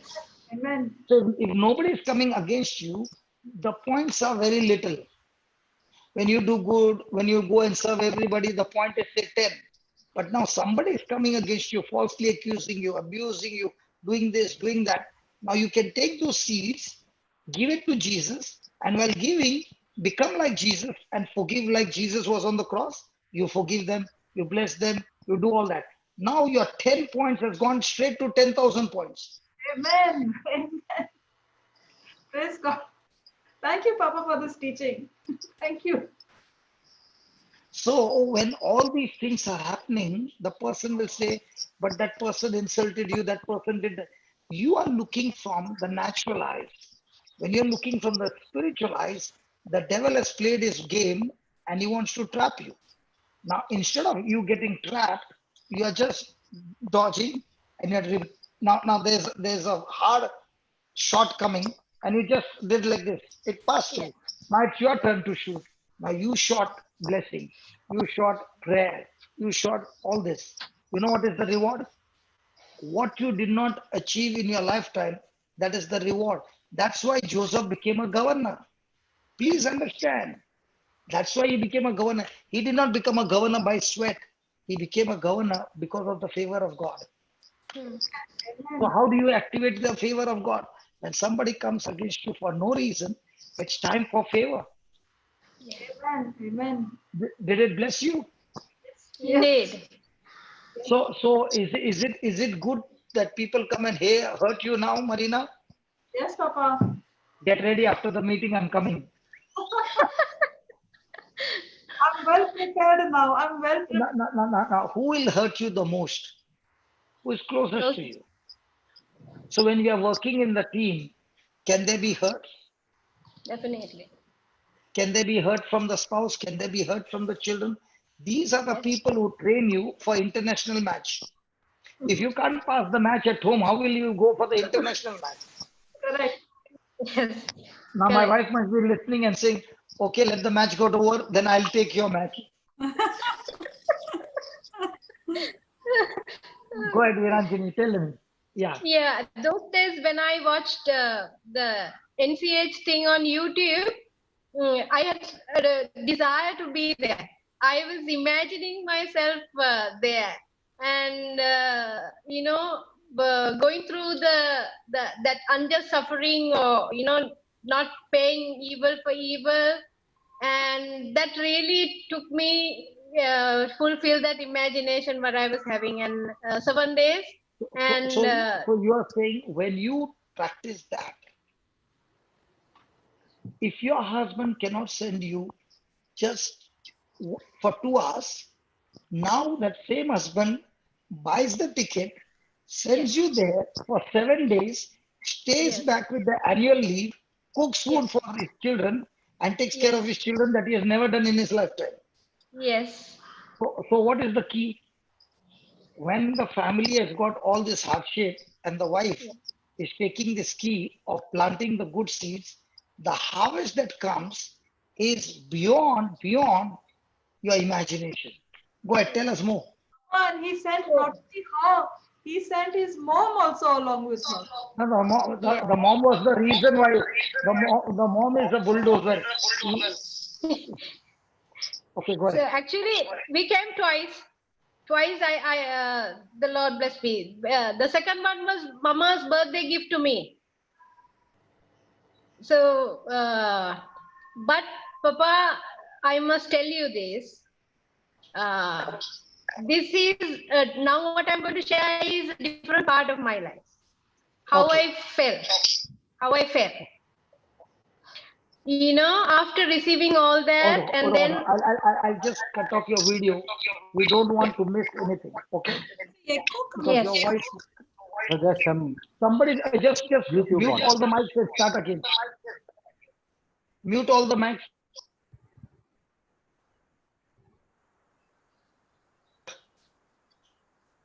Yeah, Papa, done.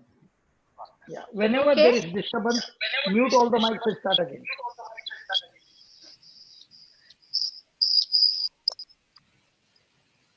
Who else mic is on? Among us only there is somebody who is doing that.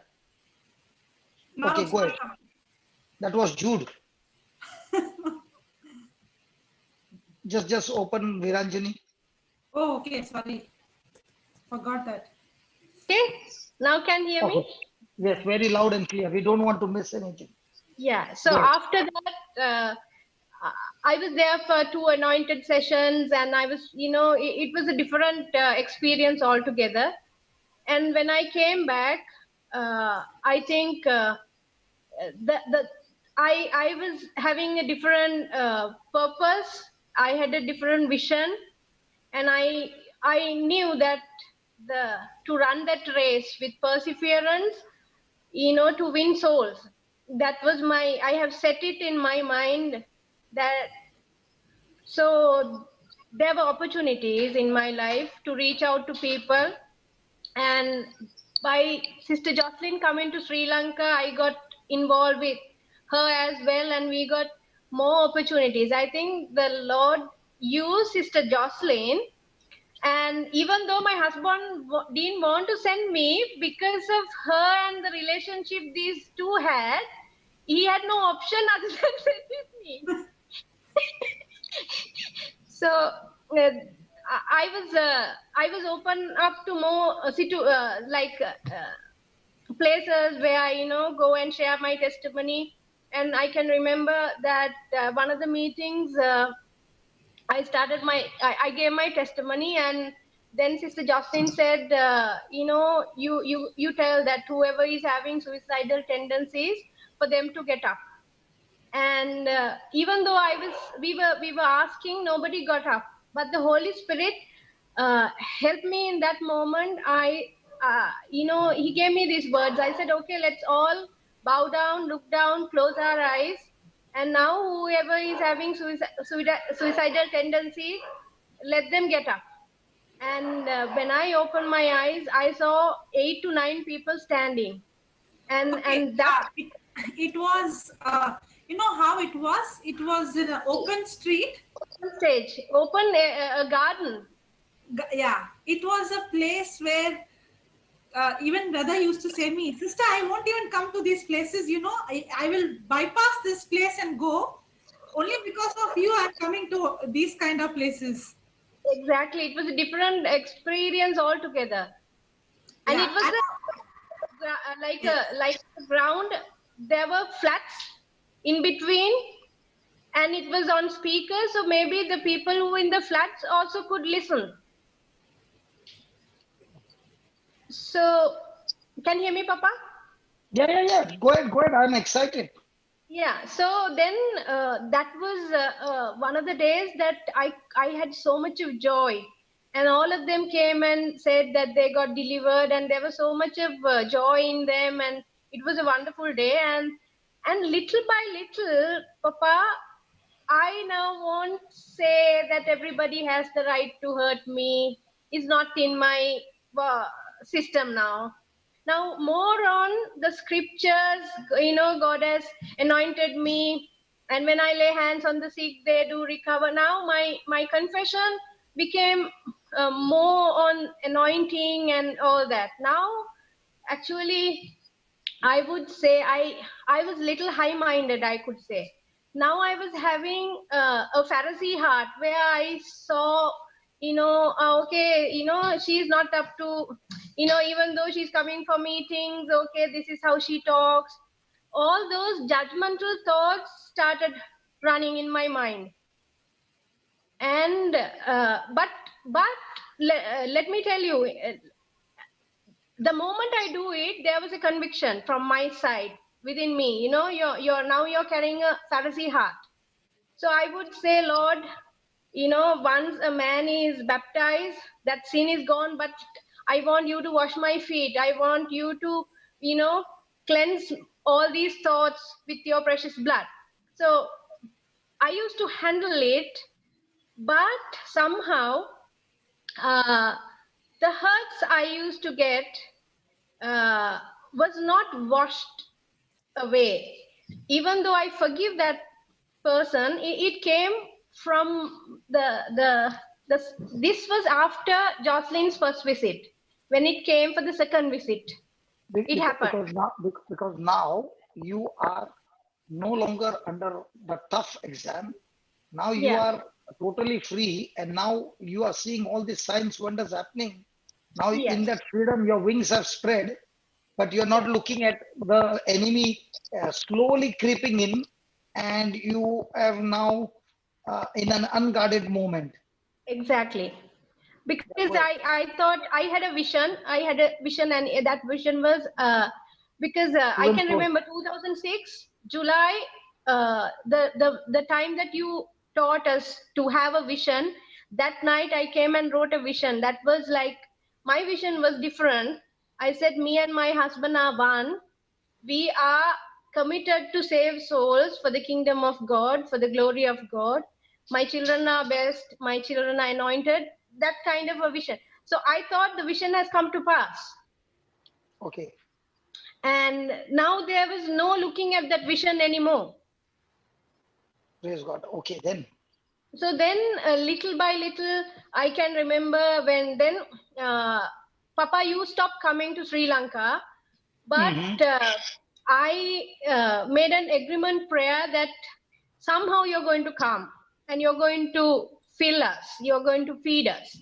And exactly that happened. And, you know, I was little more high-minded now. Okay, you know, even he didn't want to come, but somehow that kind of, you know, okay, I prayed with the agreement prayer, you know, this happened.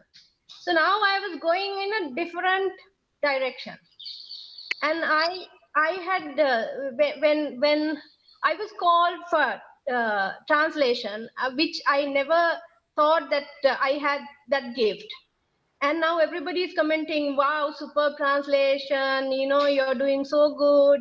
And now it's you know, you're flying now. And then sometimes I used to wonder, when I get late, somebody else is translating. I used to think, ayo, in vain, this guy is, you know, is not translating the proper way. All those Pharisee mindset now. And but at the same time, when I realized it, I used to say, you know, Lord, clean those thoughts. You know, now I know I'm carrying a Pharisee heart, but let me come as I am. And, you know, that kind of a thing also was going on. And, you know, I completely forgot about Joseph. I completely forgot about that everybody has the right to hurt you. Now, the hurts, or the now my one vision is to win souls for the kingdom. And now I'm using every opportunity. Now again, but not with the right heart. Not with the right heart. Yes. And then the second visit of Jocelyn, there was some misunderstanding between the family, and there was some hurts going on, and I was shy to tell you. I was shy to tell you. So I realized I didn't know that shy is the other effect of pride. Yes. And if I told you, actually things would have not gone that bad. I could have settled it. God has given us one another to, you know, build. I can remember Paul is saying to Romans that me by your faith and you by my faith. But I was shy to share it with you, or I was so, I thought, okay, what if they what if they think of me and my family members? So I was trying to solve the matter with my own strength, and those hurts, I now, from one side, there were people calling me from England. So they call around night, like 12 o'clock, 1 o'clock. So now there was no time for me to settle myself or to feed myself, or to communion with God. What I do is I go on speaking in tongues while cooking, while now my first priority became winning souls. So when I do the housework, it was just for the, I know this is my first priority, I have to do this, but I am doing it just, for the sake of doing it, just to finish it off and then get back to reach out to a person. That the earlier what I did was with love and with so much of, whatever I do, I did it for the Lord as a living sacrifice. That was not there, I think. And I didn't have time to think about it, because I got involved with so many people. There were some people who were very tough. They used to say, you're telling me to confess but nothing is happening. So there were tough people. There were people who were with suicidal tendencies. So when these people came for the ministry work and Yeah. they started speaking to you, Yeah. they planted their extreme poisonous seeds to you, and you did not have answers for that. Yes. And you took those seeds and began to internalize why it did not work. Yeah. Now, when you gave the devil a chance for that, I'm listening to it today for the first time. You have never opened it to me. Okay. Yeah. So I'm just giving you, because in the future also, there are so many people who will be going through this. Listen, Baba, even if somebody comes to you and gives you all those negative seeds that it did not work, Yeah. okay, always remember, you must always cast all your cares to Jesus. There are many people say, I carry the burden. The Lord never told you to carry the burden. He said, give your burden to me. The day you carry the burden, you are in a mess. That's why when people ask me, do you remember this? Do you remember that? I say, I don't remember, because once I've finished my prayer with you, I've given it to the Lord. I don't want to think about it anymore. Hmm. If I have to, now I've got so many numbers and every day those messages are coming, so many. If I carry all those burdens, you won't see me sitting like this. I will go in depression. Yes. I have to take them, pray for them by faith, and believe it is over, and hand it over to Jesus and delete my hard disk. The Yeah. problem was you carried all those burdens as if it is you are the one who is going to solve their problem. Listen, to make a person's heart receive the word of God, one thing remember always, you cannot make one's heart receive the word. Only the Holy Spirit can do it. Yes. And unless the person's heart is melted, you put as many seeds as you want, it won't work. Hmm. So once you cast your burden to Him, now your job is, Lord, I'm going to pray for all these people, and I'm going to pray in such a way that their hearts are melted and they receive the word. But I'm not going to keep on asking, Lord, what happened to this one? What happened to that one? That's Yeah. between Lord and Him. I have Yeah. come, I've done my job, I've washed my head. Now, Lord, tell me what's the next job. Hmm. Otherwise, my heart disk will be full of this only stuff. Exactly. And you took all that in your mind. Now your love is gone. Yes. Now you are judging people, and now these people are questioning you. How come this thing is not happened? How come you said this and this thing is not happening? Now Yes. all those things you took responsibility over you. Yeah. Did that happen? Yes. So you will go into another depression now. Actually, I went because when the second time Sister Jocelyn came, she would have seen the difference. Believe me, Papa, I was ever willing to share my time, my energy, everything to serve others. But the second time when Jocelyn came, I was hiding it from my family members. I didn't let her go for one of the meetings. I said, no, you don't go. Be with me. Can you remember? Yeah. Sister? Yeah, Yes. because that night I couldn't fall asleep because at the same time my father got sick and several other incidents happened. It came like a hurricane, and I got caught up in the situation, and I couldn't renew my mind even with the scripture. I couldn't renew my mind.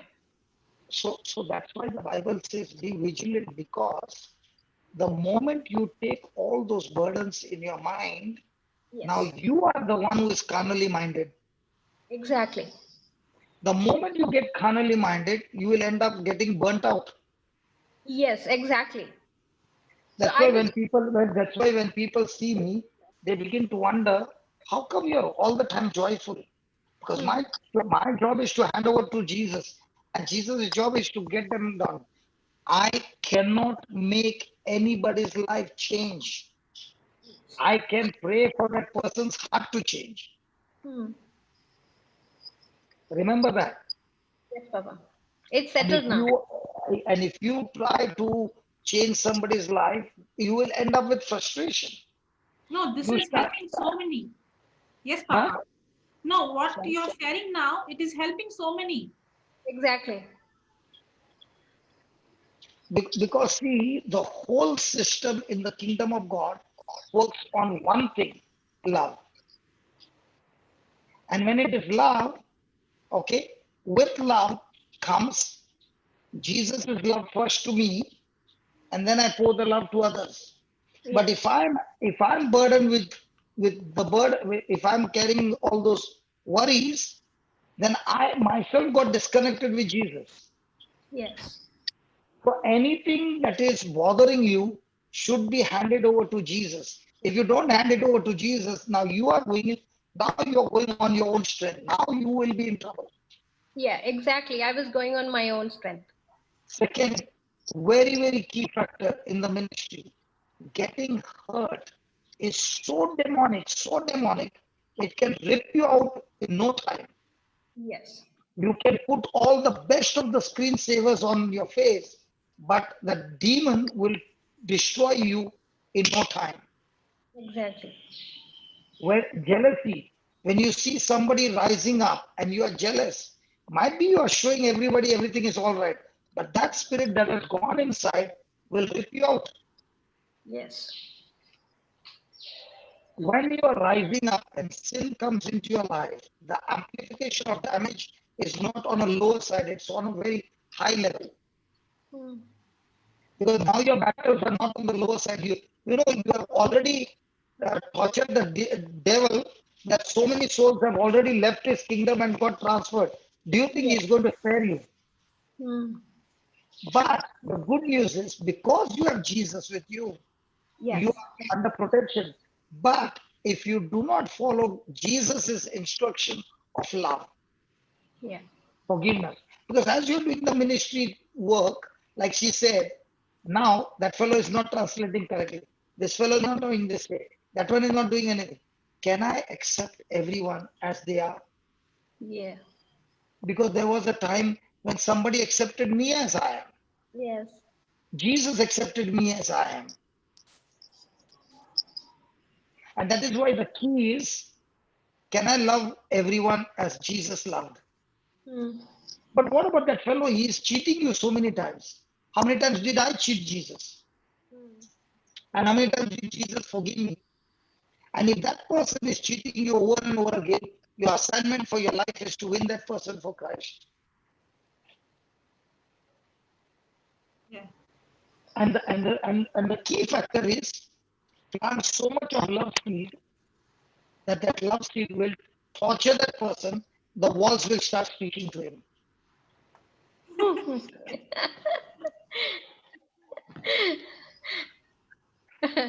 Exactly. Go ahead, tell us. Then what happened? So the people who started calling many people who has suicidal tendencies. So every time when they call, I take the call and I'm helping them with scriptures. And then One more thing. yep, Viraj, yep, the Lord is telling me, listen, whenever you take a call and you spend too much of time listening to their story, there is an exchange taking place. Remember this. yes, They yeah, are that they are I was giving not they are aware. they are giving you they are giving you their seed, Yeah, and you spend more time listening to them. You don't yes, even know when those seeds get planted in you. yeah, When a person is talking to you and receiving. They are the seeds. you're keeping the phone for too long and Yes, listening to their story, I'll tell you the real story that happened to me. okay. I just got changed. I was on fire for God. Okay, everything is going fine. And one lady said, I want to have some counseling. Now, that's my first counseling, okay? And she talks about her husband. Now, she's talking about her husband in so much detail about their married life that my flesh wants to hear even more. Okay. She finished telling me for 45 minutes and she went. But by the time she left me, my mind was totally corrupted. And now she has finished her job and she has put all that garbage in my mind. And now I'm not burdened. I'm full of the spirit of lust. Yeah. Okay. And I'm crying and I'm crying and I'm saying, God, I don't want this counseling. This is dangerous. Please help me. He asked me, who told you to listen to the story? Mm. I said, if I don't listen to the story, how can I give the solution? He said, it is so simple. Once you know that the topic is this, give her the scriptures, give her the solution. The solution works for everybody the same way. Praise God. So the Lord delivered me. Next week, again, another lady came with a similar this thing. And she just started and I said, listen, hold on. The topic is this. I will give you the scriptures and I will give you these testimonies. Let's pray. And she went. 2 weeks later on, she came and said the problem got sorted out. So from that day on, every retreat that I had, I would say there is no counseling. What is being preached is a counseling for you. For any problem you're going, the solution is this. Yeah. Praise God. I sometimes wonder the priest who are sitting for confession. My Yeah. God, by the time they finish at night, Yeah. so many dead, because every sin has to be confessed. Imagine so many sin after sin after sin after sin that is going in their ears. By the time they get up from their confession, it is full of poison. Only God's grace can keep them safe. Because we don't understand, in the spirit, every person is coming and by force, deliberately giving him the poison when he's sitting there. Yeah. Thank you. That is why there are so many who are hearing me right now. They are saying, I had come for counseling. You did not listen to my story. You just began to speak and my problem got sorted out. Marina, your problem got sorted out with counseling or listening to the word? Listening to the word. Okay, we will continue tomorrow. No problem. Okay, Papa. Okay, Papa. We will continue tomorrow. Okay. So from where we left, right? Yeah, Yesterday. wherever the Holy Spirit is leading you. Praise God. That's the best. Yeah. Before you start, I'll put that definition of depression once again, okay, for everyone. Okay. I have put in the chat. So depression is a result of external pressure in our lives getting inside our heart and weighing us down. So depression, it is not from God. It is something that comes from outside, the pressure, the situation, the circumstance, somebody's words or somebody's action, or it's an external pressure. Somebody is saying, I want to watch a movie. Yeah, even that. But when you are spiritually minded, even that movie can become a Bible class. Yes, so true. That means the pressure can only have an effect on you if you allow If it. you allow. If you Yes. this, otherwise If no. you allow. Yes. Okay, go ahead. Yes. So, Yeah. yeah, praise So God. it is. So Yeah. since Continue. this touched my, when you prayed also, you mentioned about taking decisions. I Yes. think every battle, at any cost, if I lost, it was not taking a decision. When I turn back and look back, it was, every time when I took a decision, when I see that it's a test, I was vigilant, and every time I took a decision, only I was able to overcome it. So again and again and again and again, it's about taking quality decisions. Yes. So, and again, the depression, you gave the definition. I was thinking, when I didn't know the word, used outside situations and put pressure using my 5 senses. But the second time when I went into depression, the enemy was so subtle. He used the kingdom, my intentions, my desires towards the kingdom. He was that time he was using those thoughts, and it was like, as what you mentioned, it was getting Yes. into See, me that with is, so much of that's pressure. the second point. See that depression is a stress and pressure internalized. At this Yes, point, we are constantly thinking about the issue. exactly. I was thinking this is the best place to start today's thing. Can remember, Jocelyn, you and I, we went with Reverend Wesley to those Yeah. areas, the places, how we used to enjoy from house to house. Those are The really, non-Christian. they were really lost and they really needed some help. And Yeah. can remember when we want to get back to the church, those people didn't take us into the rickshaw or the trishaw, the tuk-tuk. Yeah. They Tuk-tuk. thought because the Reverend didn't want to come with us, because that area, if everybody could recognize who Reverend is. So he put 2 of us, and those guys thought we are either drugs carriers or we are into something, right? Either we So coming to when, sell drugs. The yeah, way they approached us is either we come to sell drugs or we have come here drugs, to buy drugs. buy drugs, or That we is are, how they. Yes. So you mean to say you 2 girls, naughty Yeah. one, all went to a place where they sell drugs and they buy drugs. Papa, one yes, exactly. We were roaming in those streets. We were roaming. Those were very tiny houses, like, but the joy is, Papa, when we go to one place, the whole neighborhood gets into that one place. House. I don't think even, Papa, my question is, did you all know before entering that region that this yeah, is where Because we were given good instructions before we were taken. so you were given instruction, this is the place where yes, drugs are bought, drugs are sold, people carry yes, guns, yes, okay, they even and come lot of prostitution. and prostitution as well. Yes. Papa, one second.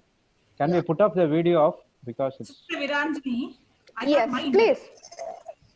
Okay. okay. So,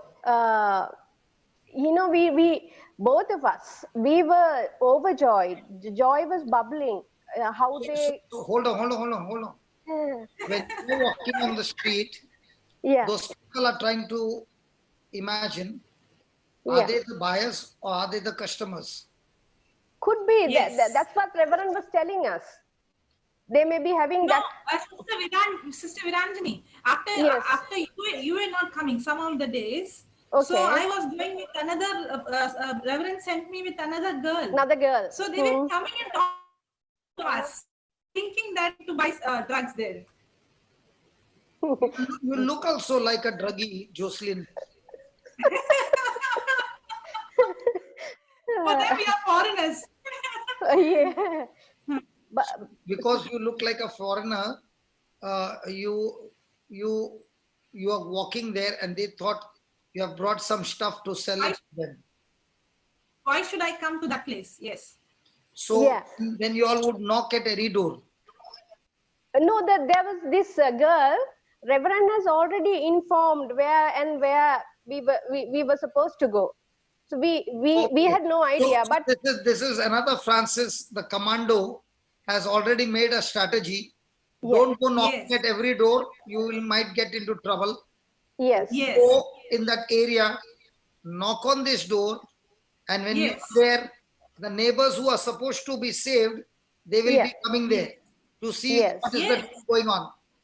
They won't Yeah. come only, Papa. We won't have place even to stand in one house. They would get touched in such a way that they will go and bring everyone. It's very easy to preach the gospel in such places. It's so Yeah. beautiful. Beautiful. So in other words, you all are both trying to say the warmth of the gospel was very hot Yes. in a place of prostitution, drug, Yes. guns being sold, bought in Yes. such place. But Yeah. when you came to church, you all found all the church people are all cold. I remember what Jocelyn has another way of interpreting. She says the low class demons and the high class demons. So we met all the low. Can you explain to me? Yeah, she explained better than me, Papa. Okay, explain to me low class demon and high class demon. Okay, when a person has the low class demon, that person knows the demon is inside.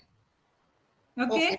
And when the person comes to church, everybody knows that the person has a demon inside because that person is screaming, yelling, shouting, and rolling. But when a person has a high class demon, that person is not aware. So in other words, Because you the are problem- saying, Papa, you still have got high class demons. We all have to a certain extent once we get into the. It is not. Because we Yeah. don't know what kind of a demon is in me. Yeah. That's why my wife was saying one day in my early days, you see, Yeah. that if those people come home and see the way you behave with us at home, I Yeah. guarantee you not one person will ever come to listen to your preaching. And I did not understand what she was saying. Yeah. Okay. Yeah. But when the crisis came and I was all alone, at that time, every one of those dialogues began to talk to me and show me my mistakes. Okay. Then what Yeah. happened? You all went to that place. Then what happened? So the biggest mistake, there were such situations like this. Sometimes the mother got a healing and mother want to convince the whole family. So there was one incident I can remember. That boy, the eldest son, was waiting. He was waiting to, we were preaching, we were teaching. He was waiting till we come out with a wrong, teaching. So he was trying to catch us. Like, can remember Sister Jocelyn? Yes. That guy, he really thought, but He thought that we are going to fire him. Yes, he really thought we are going to fight But the we- case against him. But we were teaching through the We word were teaching her. that Yes. she Yes, has to, continue. the mother has to have patience. Mother has to. We were basically, the change has to come from the mother. So he was so happy. Acha, I now understand what is the situation. The boy is a rebel. He is Yes. totally on the wrong side. Yeah. And he is standing there and is waiting. Let them speak one thing against me. I Yeah. will show them who I am. Yes. But now you all are telling the mother, it is not Yeah. the boy's mistake, it is your mistake. You Yes. need to change. You need to give him love. You need to build up his faith, your faith. You need to build up your patience. And the boy Yes. said, hey, the problem is with me. But they are Yes. pointing all the mistake to the mother. Yes. He was so. So he must have become your best friend. there was Yes. so good opportunities, but the biggest mistake what I did was, Papa, at the dinner table, we were sharing all these things with Alistair and Mama. Their mindset was different, carnally thinking and spiritual thinking. So last If I night, knew, hold on. Sweetheart, if I Yeah. knew, Yeah. I would have never allowed you two to venture on that gullies. but we really enjoyed it. Y'all enjoyed. It's good to say y'all enjoyed. But it is sometimes Yeah. when the prostitution is happening, once you Yes. go inside, you are never found after that for your lifetime, that you will never ever come out. I think that is the reason my husband and Mama took a decision that not to continue in this. Because it's so true. There are girls who have been in good families and they have been brought outside the house and they are kidnapped and then they are sold. You will never see that girl ever in a lifetime. Hmm. They become a slave. They can't even go out of the room. Yeah, but the person who sent us, that reverend, he saw Reverend. to our safety. Yeah, he Yeah. did not leave us alone. The person who's driving the vehicle, the three-wheeler, is also. Jocelyn, hold on. Yeah. Mhm. No, What? I'm just saying because. See, Yeah. you're just saying, no, you are Yeah, not yeah. from this side of the world because you Yes, have never exactly. stepped into. Mm. Hello? Yes. Never Yes. stepped Yeah, into. Papa. Never again you all will go there Yeah. because you Papa. don't listen. Okay, I'll only say one thing. We already have done a lot of work, and there's so many people touched, and they have come to Christ. Yes, And I agree. I agree all that. Mm. That is a special call that God gives to certain people. Not, Okay. Okay. there is a person whom I know who preaches only to the eunuchs. Mm-hmm. That is his calling. Yeah. He doesn't preach to normal people. That is his Mm. calling. He goes and catch hold of the eunuchs at the signals, and they are very dangerous.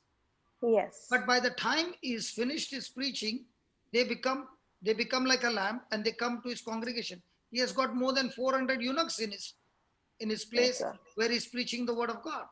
Praise Some of them have got the calling where they go only to the prostitutes, and they don't go with only to preach. They have the government officials also to back them up. Mhm.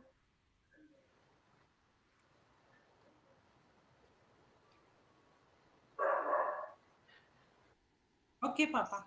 So praise God. I think God in his wisdom and mercy, he would have used Mama and Alistair and When I went to Nigeria, okay? yeah. When they dropped me, they said, today there is a riots there, and if we send you, tonight is your last night.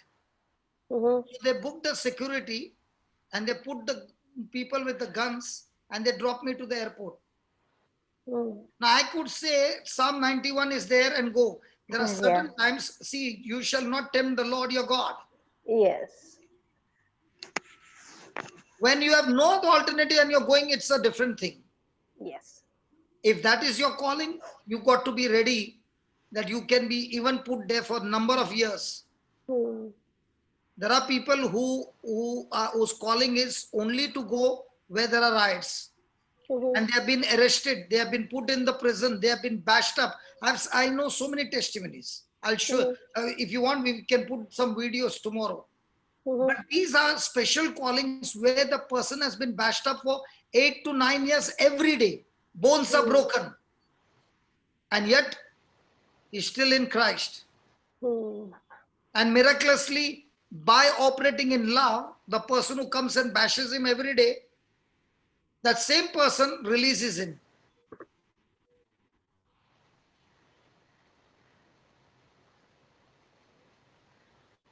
What your husband did and what your mama did was absolutely good.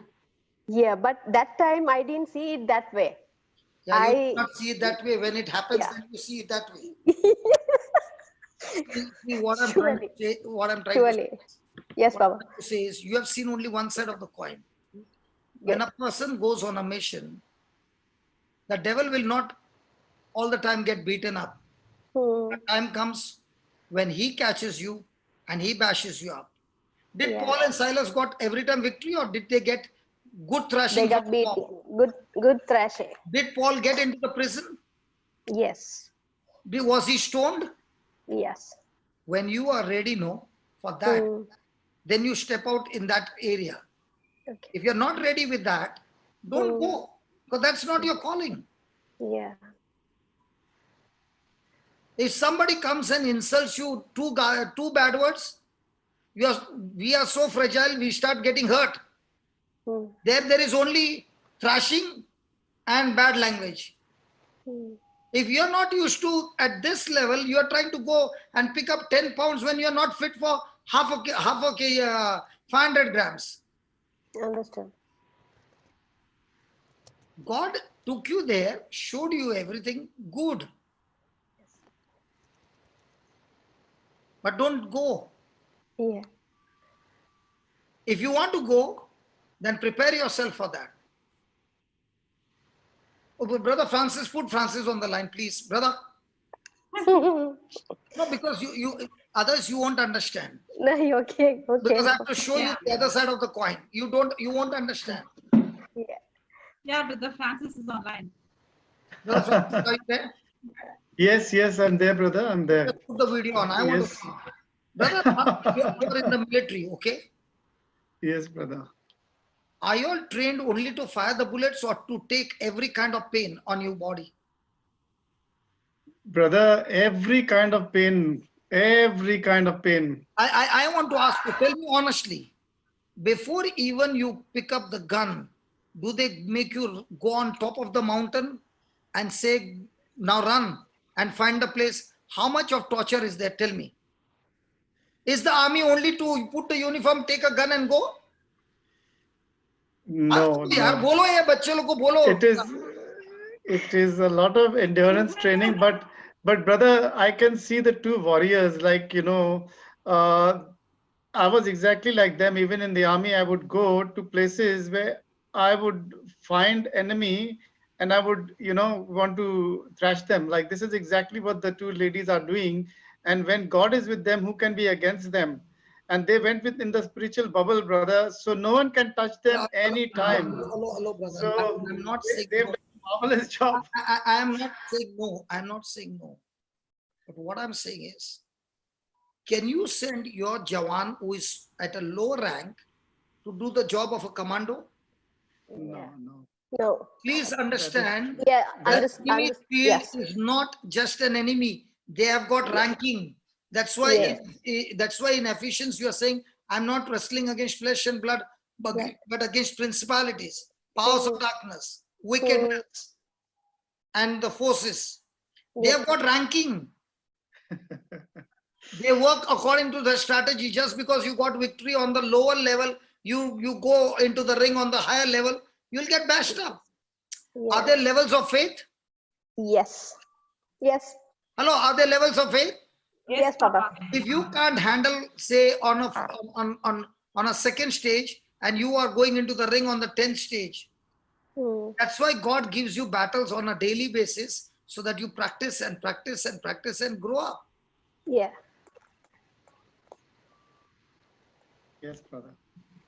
Yes, Papa. मेरा दिमाग खराब कर दिया ये दोनों ने. I didn't understand.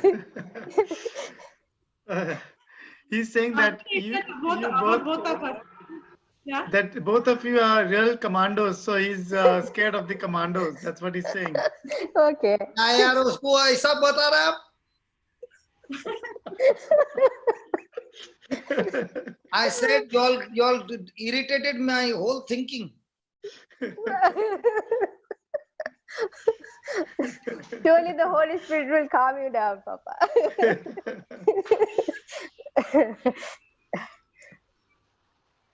We are learning, Papa. If you are willing to learn, Yes. okay. You know, when God calls on a person on a mission, okay, he Yeah. prepares that person beforehand. Hmm. It's not that he calls you suddenly. Yeah. He makes you tough, Papa. Yes. Why am I able to go to Africa again and again? And if you ask me, my journey is final destination is Africa. Mhm. God is preparing me.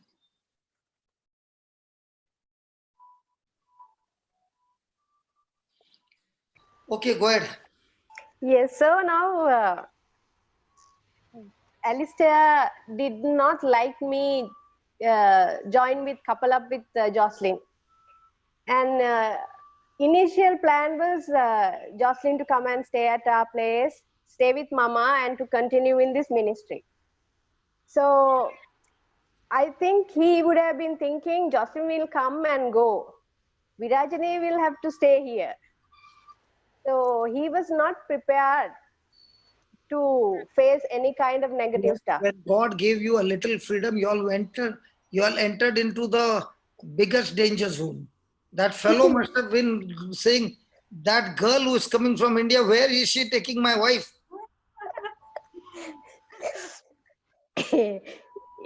Yeah.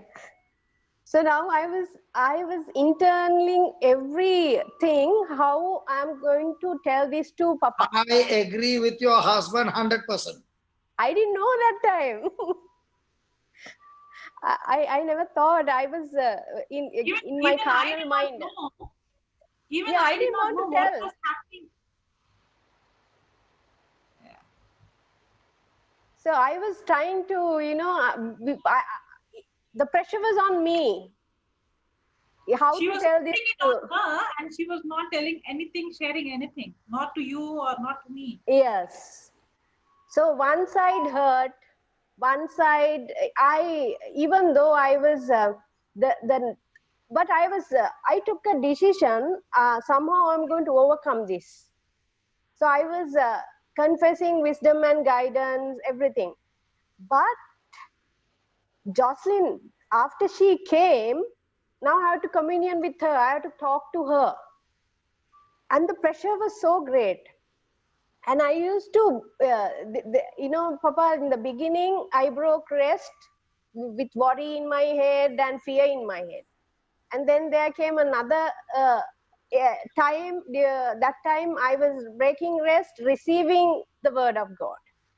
And this time it was breaking rest, reaching out to people.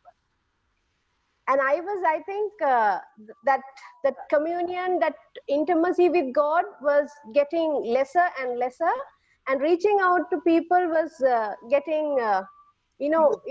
more. There was no battery charging, only Yes, using there the was there was battery charging. I was going on in tongues, but with strife and bitterness in my heart. So I was just, the scripture says, if you don't have love, you're just a gong, or how do you call it? You're not, you may be thinking that you're speaking in tongues, but you're just clanging, you're just making a noise only.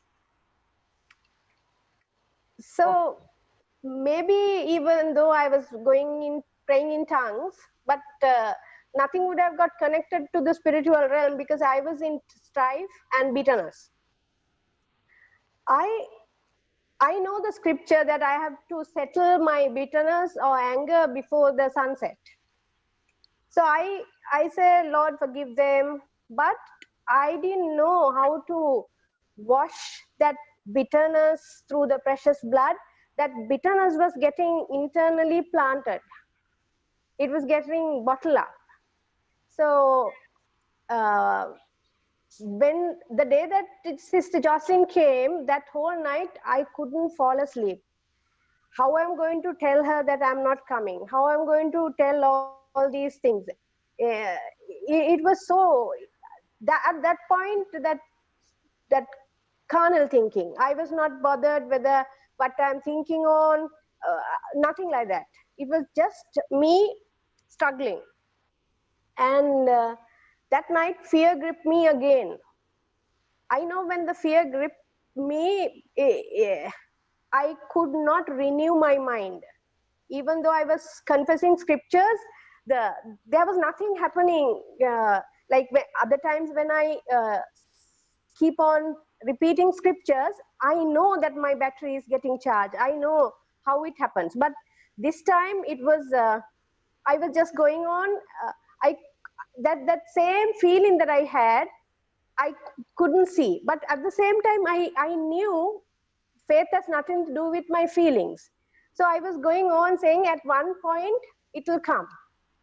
But things keep happening, that the bitterness was getting more and more and more. Stronger and stronger.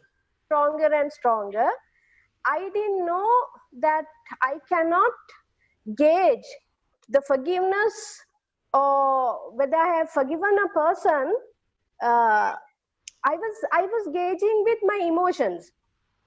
So there was some guilt coming in. You have not forgiven. You have not forgiven. So when there is a negative emotion towards my husband or mama, you know, the enemy was telling me, you have not forgiven these people. I couldn't battle there. I was just receiving. I thought, okay, I have not forgiven them. But later on, I realized, forgiveness is just a decision, a decision that you take to set them free, just like how God forgave us. Like in a court, Yes. you're justified. Faith. It is by faith. Yeah. So I think I failed there, and somehow, praise God for those seeds that got planted in the good soil of my heart. I knew that God will not leave me alone. I knew the teachings like this situation is only for a short while and it will end up in glory. And certain scriptures I knew that this is like stirring the nest. The eaglet and the father eagle will not let my those teachings that got planted in the good soil of my heart. So I was not questioning God. Why, Lord? Those things were not there. But I knew that His grace is sufficient. He has definitely kept a way out. He will not try me beyond my capacity. And you were teaching about the pearl. Yes. How so I took a decision. I knew God is molding me. I knew at the end some good thing will happen. Romans 8:28. Those things were going on my mind. But then what happened? In fear, I didn't want to talk anything. I just shut my mouth. I just got into the room. And at the same time, now I had to decide. And I was into so many prayer groups and, JCLM group, the Praying in Tongues group, and JCMS Sri Lanka. There were so many other groups. So when those calls comes, now I am struggling. How can I, teach or preach or give some strength to another person? Counseling. Yeah. And every time when I want to do those, it was guilt thoughts that was coming. I couldn't, I actually, that point, I knew guilt is from the enemy. And those things I could realize. So that night I thought I'm going to go out of all these groups. So now I'm going, I went to Sister Jocelyn where she used to stay in our house. And I'm saying, Sister Jocelyn, I want to come out of all these groups, but I don't have the strength to do it. You know, now I'm thinking, what if they think, why suddenly she leaves? Now there are other thoughts try to come in. And I was receiving all those thoughts. Then she grabbed the phone and she herself, then I told Sister Jocelyn, I want to say that I want to be with the family. I'm taking a break. So even though I said I couldn't type it. So she grabbed the phone and she typed it that I'm moving out for a short time. And I moved out. And I knew that God is trying to mold me. And I took a decision, I'm giving in. Lord, I give you all authority, do what you want. But I know one thing, you will not let me go beyond my capacity. That much seeds have fallen in the good soil. So it was a battle. I knew I have to humble myself because that time I was having a high class demon. But I understood I have to give him the time to mold me. So now I'm not talking to anybody in the family. And What? but What? yeah, because I was not talking because it triggered in such a way that she went back to the old person. Yes. Not completely, but slowly. So on one side, you got the good seeds in the soil. Yeah. On the other side, the thoughts are, my husband has stopped me from reaching out to these people. Yes. And this time even Mama joined him. Yeah. All this time Mama was on your side. Yes. So the only person who would be encouraging you, building you up, you found that person also is gone on the other side. Yes. You are all alone now. Yeah. So they did not tell you the reason they would want you to stop is because you ventured into those lanes. Yeah, they didn't tell me. Okay. So how long did you remain like that? Yeah, you know, Papa, then I have to, because now I'm not talking to anybody because in fear and worry, I didn't want to open my mouth and speak the wrong thing. So I just keep my mouth shut because every time if I open my mouth, I know that the words are not healthy, what I'm going to speak. So then there came a time, Mama came. Mama said, Virajini, we know what you're going through. Would you like to go to a doctor? Because I know people who have depression, sometimes when after they overcome even, it can come back. So she would have consulted her friend or whoever it is, and they were thinking that I need medication. And I didn't give a proper word. I said, Mama, let me think about it. Because I didn't want to take tablets. But one side of me saying, you know, you're still with so much of pride, why don't you listen to them?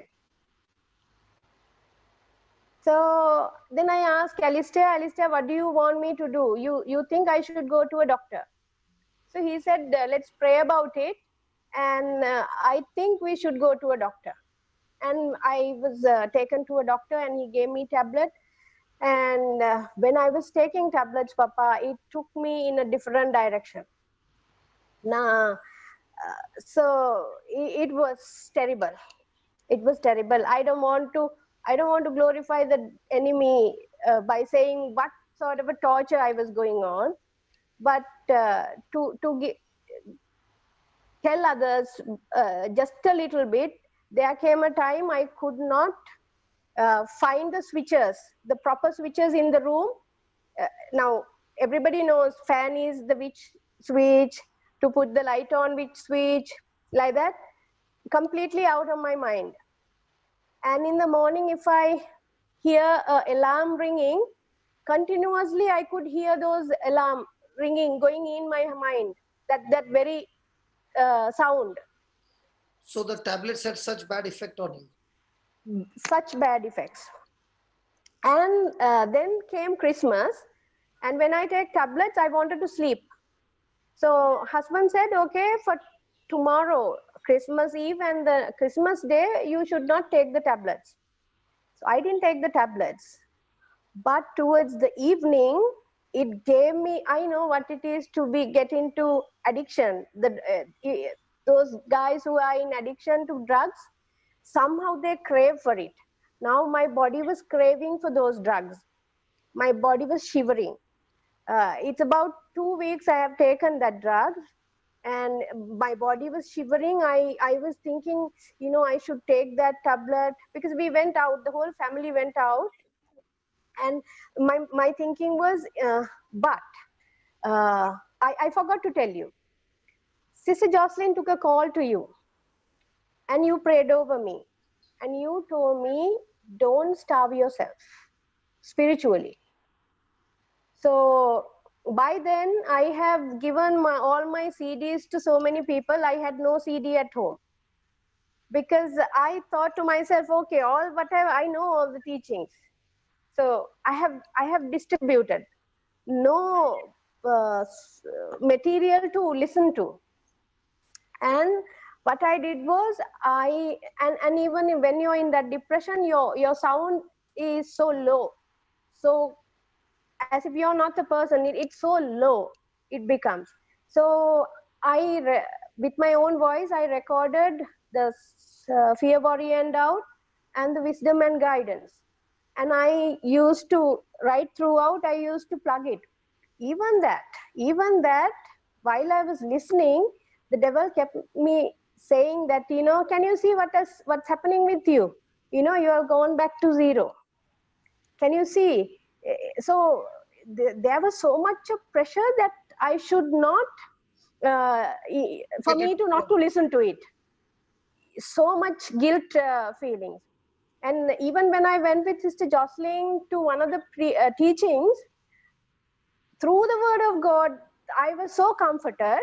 But this time, through the word of God, I was getting hammered, so much guilt coming. So I started not to listen to your preachings as well, because it was only guilt that was coming. And the guilt is always from the enemy. So I thought, I'm not going to listen to your preachings. Even though I think the scriptures that I confess, even in fear or worry, that had an effect. I could, the Holy Spirit could teach me what to, even to listen to your preaching at that moment. I just avoided. And finally, I just kept these two things in my mouth. Thank you, Jesus. Your mercy and loving kindness endures forever.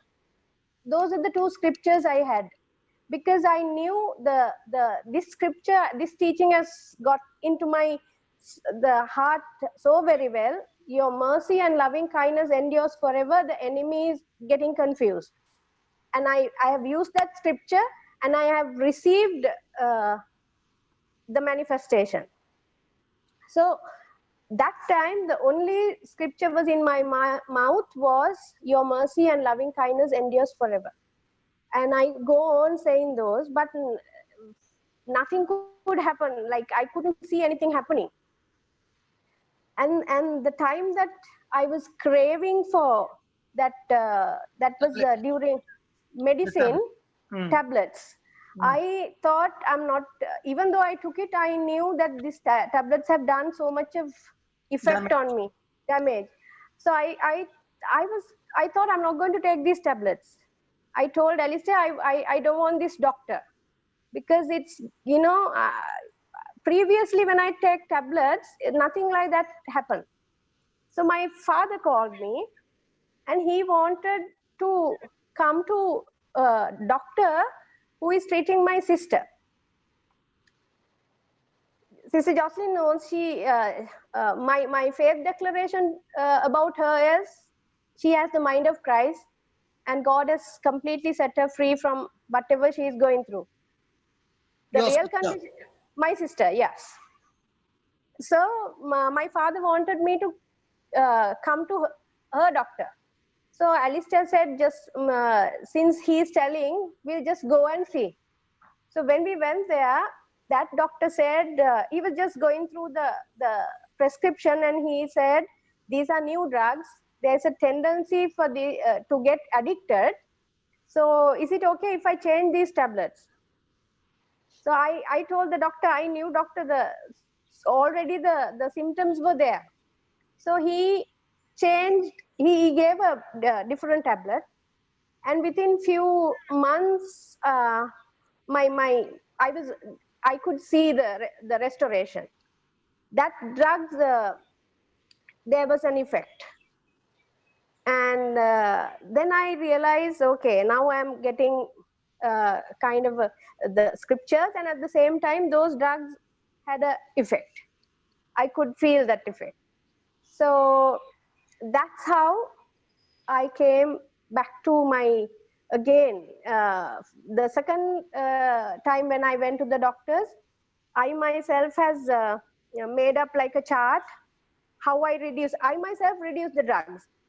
The Holy Spirit helped me to do it, and I told him in a chart, these are my emotions, these were how I reduced the drug. So he was very happy. He said, you can, I will keep you on one particular tablet, the rest you can stop. So now even I don't want to continue in that one particular tablet, but my husband was insisting me that I should take it. So I took that tablet, and little by little I was getting into my normal setup. And my husband said, now since all this happened, now I got my wife back, and I don't want you to get into any ministry work. You just we'll just go ahead like this. So at that point, I have come out of all those. I didn't go to call anybody. I had only two people, like you and Sister Jocelyn, for my whatever the spiritual needs that I had. So I used to tell you, and you and I, we were in agreement prayer that even that one tablet that Alistair will give me the permission to stop. So after making that agreement prayer, within a week, it really happened. Because he could see, because in that 1 week, he was trying to purposely make me angry. He was trying to do so many things purposely to check whether I have gone back into depression. Yeah, or whether I'm normal. So he realized that I'm in perfect control, and he told me, okay, you can stop the tablets.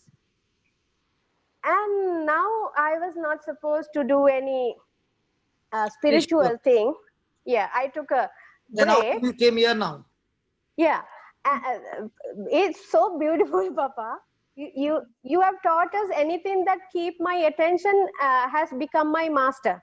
Say say that slowly. Anything that keep my attention has become my master. Correct. Why I'm saying that? Because for any healing, the first thing that God says is pay attention to my word. Yeah. So anything that catches your attention, okay, becomes master. So if you are attentive to the word of God, the word becomes your master. That's your master. If you get attentive, if you are attentive to your symptom becomes your master. If you are attentive to what the husband said, what the mother-in-law said, the mama and Alistair said, they became your master. So when they became your master, your attention was no longer on the word. So automatically the hurt became your master, and you became the slave, and you went into depression. You had to take all those tablets. But the practical understanding of this script, the whole teaching, I got it in a different manner. Tell me. Now, no reaching out, nothing. So idling, more. I got more time for myself. I Okay. didn't have the teachings to also. Now I'm like very in a low scale. The spiritual stuff was in a low scale. So I happened to, I like this Ed Sheeran's few of the songs I like. So I was listening to his songs on YouTube, and it it now when I started listening to the YouTube itself gives you another, suggesting. It suggested. So I, without realizing, I kept on listening to watched his videos, and even what he does privately, how he go and meet his fans, how without realizing, I have been going on. When I checked the YouTube history, it was all about Ed Sheeran. It was all about? That particular singer, What is his name? Ed Sheeran. Okay. Okay. So I started, that suggestions comes now. So I don't know, without realizing, I myself didn't want to, but somehow that when I gave attention to that one song, then there was another song, and then it went on even to check his private life, how he spent the day. There were suggestions coming. And I thought to myself, I have never in this kind of a stage, like I have come out from dramas, I have come out from all those things. How come a person like me, who had no, you can't imagine this principle has so much of energy. Even you don't have a desire, but the moment you pay attention to 2-3 hours, it can take you in a different direction. Now, what does he or she? He. And he sings what? Gospel songs? No, not at all. Not gospel songs. It's all love songs, and there were others, mainly love songs. Okay. So all of a sudden I realized that I'm now going on a different direction. And when I here and there, I used to take my notes and go through, and I got caught with this script, the teaching. Anything that keep my attention has become my master. So I thought, okay, now I have given too much of attention to this. Now it's time for me to give attention to the word of God. Back to Papa's CD. Yeah. So that's this time when I gave attention to the word, I had a practical understanding of how it works. Not like when you teach. I have experienced it this time in a different. So maybe you are trying to say, I was giving you the theory. Yeah. Anything that catches your attention, yeah, will become your master, was a theory. Yes. But when you found yourself a slave of that singer, Yeah. even going to the point of seeing what is his personal life. Personal life. Yeah. That's when you realize, what am I doing? Yes, exactly. And you're not a person to go into those areas. Never in my life. So in other words, if a person is in a crisis, whether in a marriage or anything, if that person is only paying attention to God's word, will God's word also become his master? Definitely, without no two words about it. So tell me, how did the word of God become your master again? Again, now I was giving, now I was using the same trials, and now this time with so much of confidence. But I was very particular to balance. I realized, I turned back and I checked, okay, this is where I have fallen. I was not paying attention to my own spiritual growth while reaching out to other people. So I learned through that crisis what are the mistakes I did. And I understood that I had a fear of failure.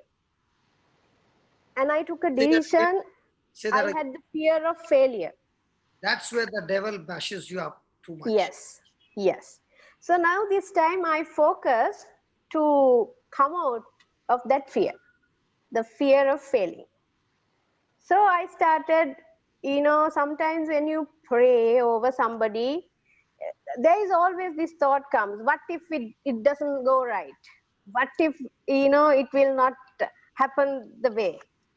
So to overcome those things, I used every opportunity without giving a second thought. I was even with my sister or in my family members, where there is no faith at all, I was just going on, and I didn't bother to check whether they got healed or anything. I was just Your going job ahead. was, now you started doing the right principle. Yes, Jesus did not say, cast the seed and then you sit there and keep watching check. how it has grown. He Yes, said, your job is to cast the seed. Your yes, job is not to make the seed sprout. That's not yes, your job. Now, what am I doing here? I'm casting the Casting. seed in all direction. yeah, I am not responsible which seed is falling where and how much Yeah. is the growth. That's not Yes. my job. yeah, My job is to give the seed and keep walking for the next place to cast the seed. So every day, Yes. what am I supposed to do? casting seeds. And you pray in tongues, which you don't understand, the Holy Spirit will do the job. Exactly. When you come back, then you come to know, oh, Viranjani has come out of a problem. Oh, Jocelyn has come out of a problem. Oh, Brother Francis has come out of the problem. This has happened, that has happened. So what's the best way? Sow the seed and then go to And sleep. then, yes, yeah. Tell me then. So then, all that time, you were building me on a different area, and Sister Jocelyn was building me on a different area. Okay. And her teaching, when she came, it was about Joseph. It was about casting seeds. So many What things. casting? Now, Casting? seeds, and the type of soil that we have, all that. So now again, I understood where I fell, and I wanted to come up with corrective action. So often I used to the place that I am is the kitchen sink. So there the wall. These scriptures were the number one scripture is Philippians 2:3. Let nothing be done through strife or vainglory, but in lowliness of mind, let each esteem others better than themselves. Which I was not doing it. I was going on a different. This particular scripture had never given sort of it was not planted in the good soil of my heart. So this scripture and 2:14 also, it says, do all things without murmuring and disputing, that you may be blameless and harmless as the sons of God, without rebuke in the midst of crooked perverse. Those scriptures were there, and every time when I go to wash anything, these things were again and again was speaking to me and was getting planted in the good soil of my heart. So when you were scrubbing the vessels, you were actually scrubbing all the exactly. things which you needed to go into the sink. Yeah. So you used the sink as a place where you were scrubbing with the word of God, and all those negative things, wherever you wanted to do correction, you went to the sink. On one side, you are scrubbing the vessel. On the other side, you are taking the word of God and scrubbing your mind. Yes. What if you had to keep on so much focused on the mind that you scrubbed one vessel for more than 20 minutes? Could have happened that also. I know that it will happen.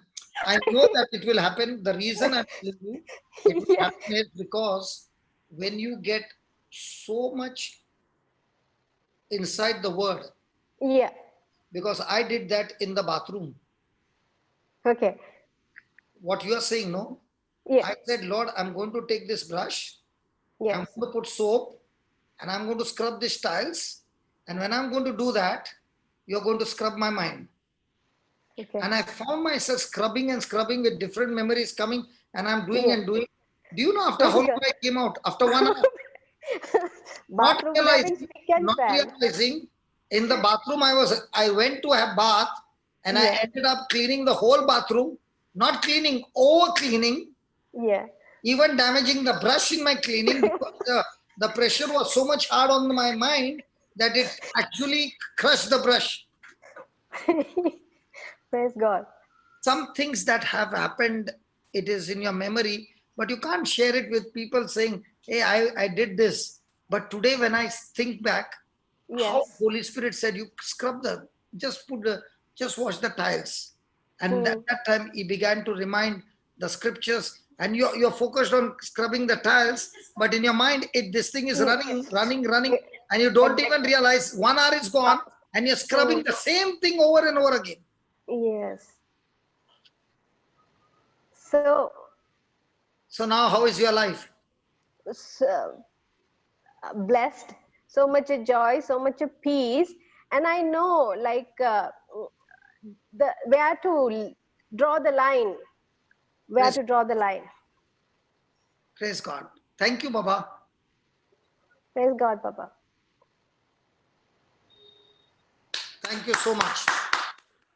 Now I want you to make a prayer for everybody. Baba, Because- what scripture verses he said? About scrubbing the toilet? Yeah. Philippians 2:3 and Philippians 2:14 and 15. Now everybody's bathroom and toilet will be clean. Praise God. Praise God. But that Philippians 2:3, Philippians? 14 and 15, brother. Okay. Thank you, sister. Yeah, Viranjani, Yes, Papa. now tell me, how did you get the permission to come on the screen? Yeah, you send me the message and I saw the message and I act on it. Okay, but didn't you ask Alistair, Yeah. should I go for this message? Yeah. Yesterday I asked him. So what did he say? He said, yes, surely you can. So now you wanted to preach for 15 people, 20 people. Correct? Yeah. Do you know how many people you are preaching right now? I have no idea. I didn't check. Jude, how many people are there on the participants? 74 in online, I mean in Zoom, And and YouTube? 1 second. Not only that, now Yeah, when I go, Hold on, somebody Jude, said you are running 100 too fast. yes, On YouTube YouTube, it's 175. huh? YouTube 175. 175. Okay. Now, This is up these to our are- knowledge. These But are just the beginning. It will go for thousands of them. Viranjani? Papa, give me a second, Papa. My son needs the phone for his. Okay, you can make a final. No, Papa. Just give me. He needs just to take the ID number of that. I'll come back. Give me just 1, 2, 3 seconds. Okay, okay, Otherwise, he will miss his class. okay. You are allowed to go. Okay, thank you. So, how many of you are blessed with a testimony? yes, Papa. Isn't it very, very practical? Yeah, even I did not know many things today. I came to know. We can laugh, but a person, okay, No, I'm not. No, I'm not laughing, Papa. In that the joy, not in the other way. yes. So let us write these notes, because many a times in the future, you will be facing this. So it's better to write down the notes so that you can remember the notes, even if you don't remember me, no problem. Praise God. Oh, what did she say? I don't want a CD anymore. Praise God. The good news is the word of God only can keep you on the track. Yes.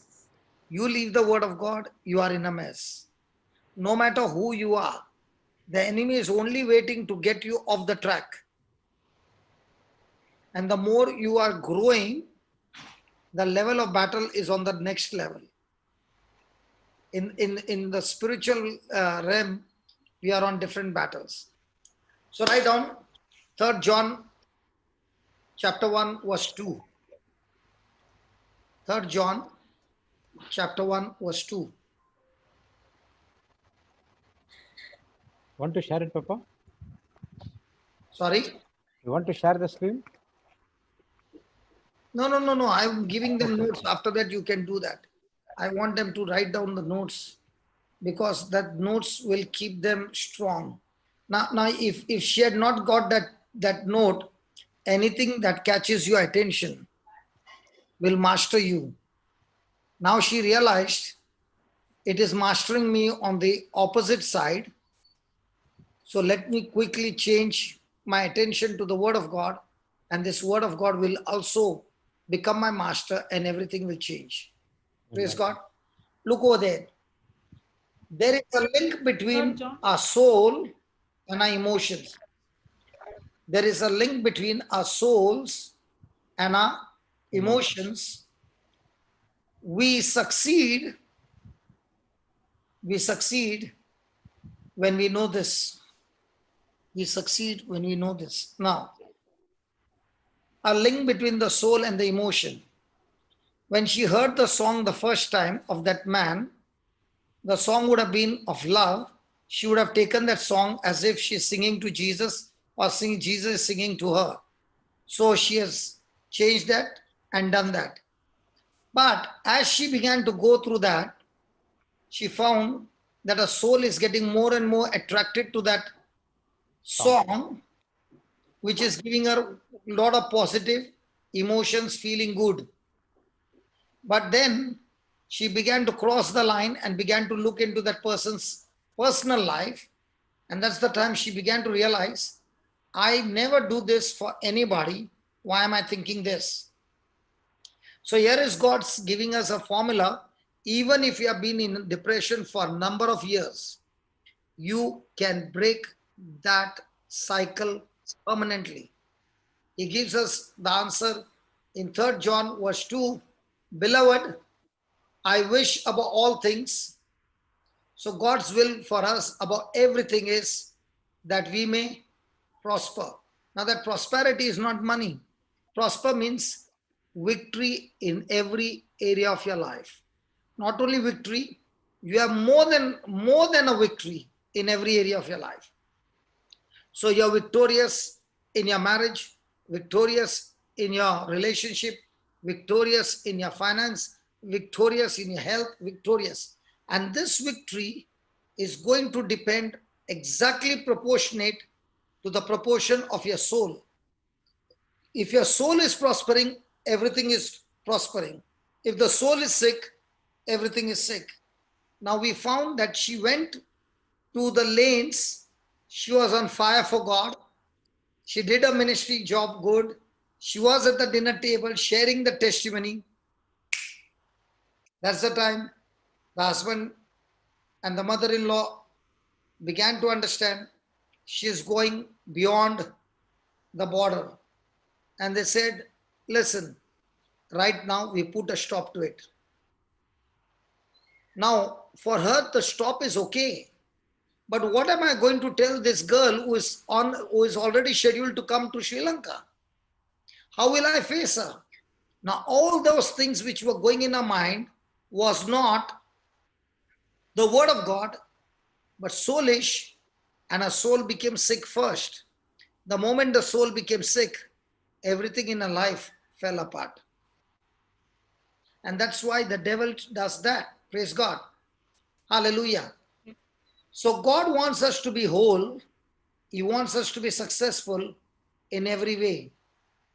So my wholeness, my success, my health, my deliverance, everything depends on what is going on in my soul. So can I pray to God for my healing? Hello, can I pray to God for my healing? Can I pray to God to remove the sickness? No. No, because from God's side, He has done it. By His wounds, I have been healed. So, what is my job? Believe and speak. My job is to get this carnal thinking, God will heal me one day. 2, God has already healed me, spiritually minded. God will one day heal me, carnally minded. Hello? Yes. Yes, yes. So, what's the challenge now?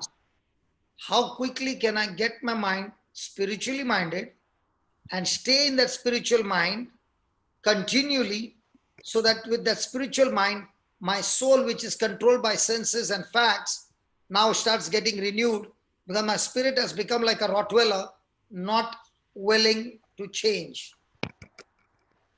Hallelujah. Second, Hallelujah. we are not our bodies.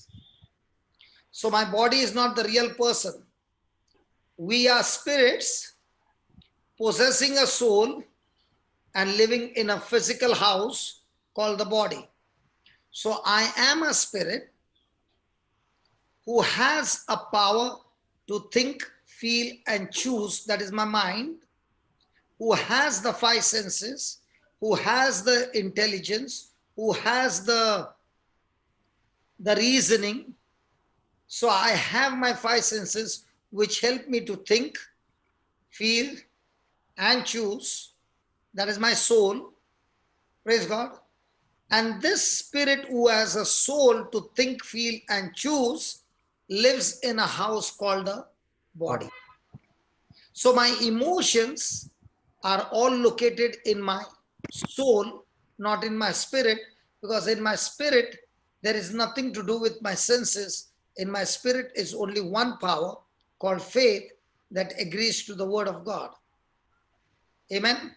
Amen. So now, what is the devil going to do? The devil is trying to keep me from fulfilling God's destiny Correct. by triggering what?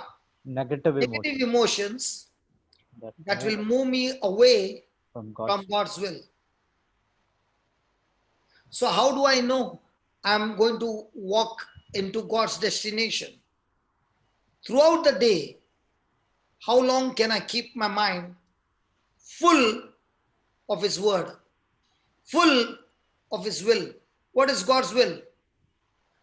God's word is God's will. Why were the birds created? to fly, To swim. Very good. And why were the fishes created?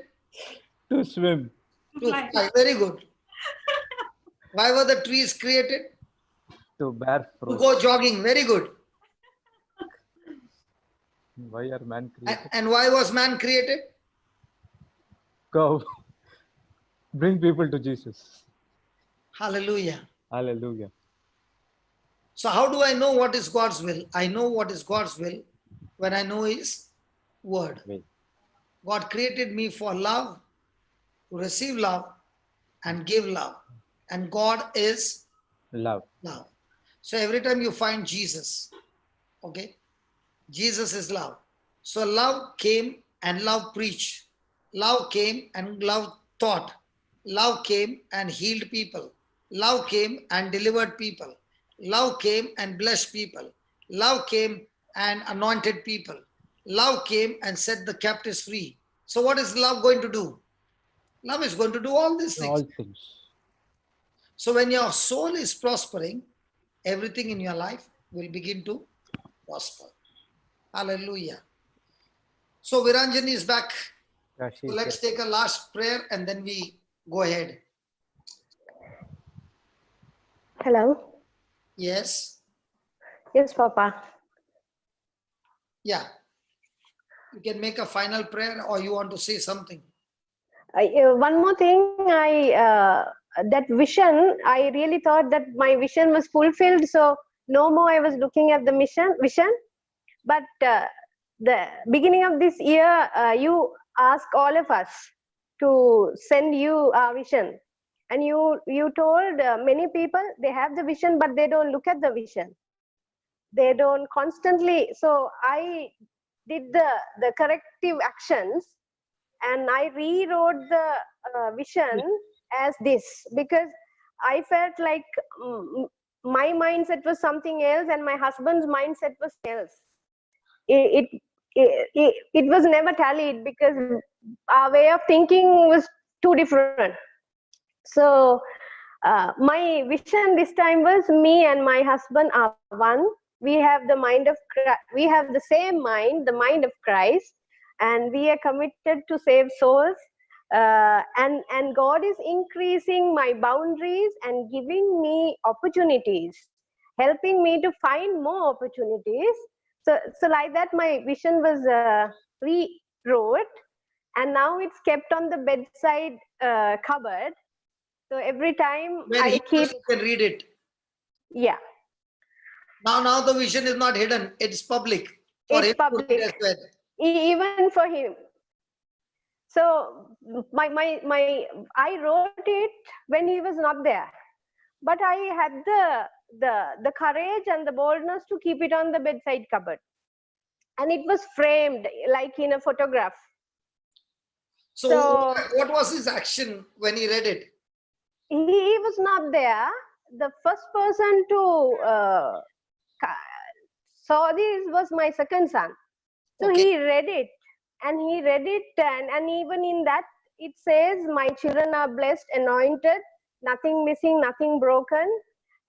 They are with so much of honesty and integrity. They will live to bring glory to God." So those things, I think it really touches heart that that vision was included about them, and how my desires towards them to be honest, to have integrity in their life, to bring glory to God. So he said, "Mama, this is wonderful," and I could see the tears in his eyes, and he was a bit emotional, and he really can pray in tongues as well. So I can see he is more towards he's going in this direction. So he is really taken up with, and the moment Alicia came, he took this photo frame and he said, "Dada, look what Mama has done. Don't you think that this is wonderful?" You know. The son did it. Yeah. Then So he read it, and he was moved by it. He said, "Yeah, it's really wonderful. Now we all can see this," and he kept it on the bedside cupboard itself. what about the elder son? Elder son, Papa, he was very weak in maths. He used to score 17, 20. He had never scored more than 20. So I always encourage him with Jocelyn's testimony. And I refused to look at him in that manner. And I kept on saying he's the top, not at the bottom. He's the head, not the tail, like that. I never, ever confirmed with his situations. So he passed his 10th standard with credit for maths, and he passed in good. I mean, for him, getting that result was beyond our expectation. And beyond that, he became the deputy head prefect in the school, where with so many, other people, it was beyond what I expected. God can do more than what we think, imagine, and ask for. Pick up the weakest person and make him the deputy. Yeah, because Jocelyn have met them, so he knows how they behave. So even Jocelyn was surprised. I don't think she would have been surprised, that she was joyful to see his change. Praise God. So what about we people who are smart like me?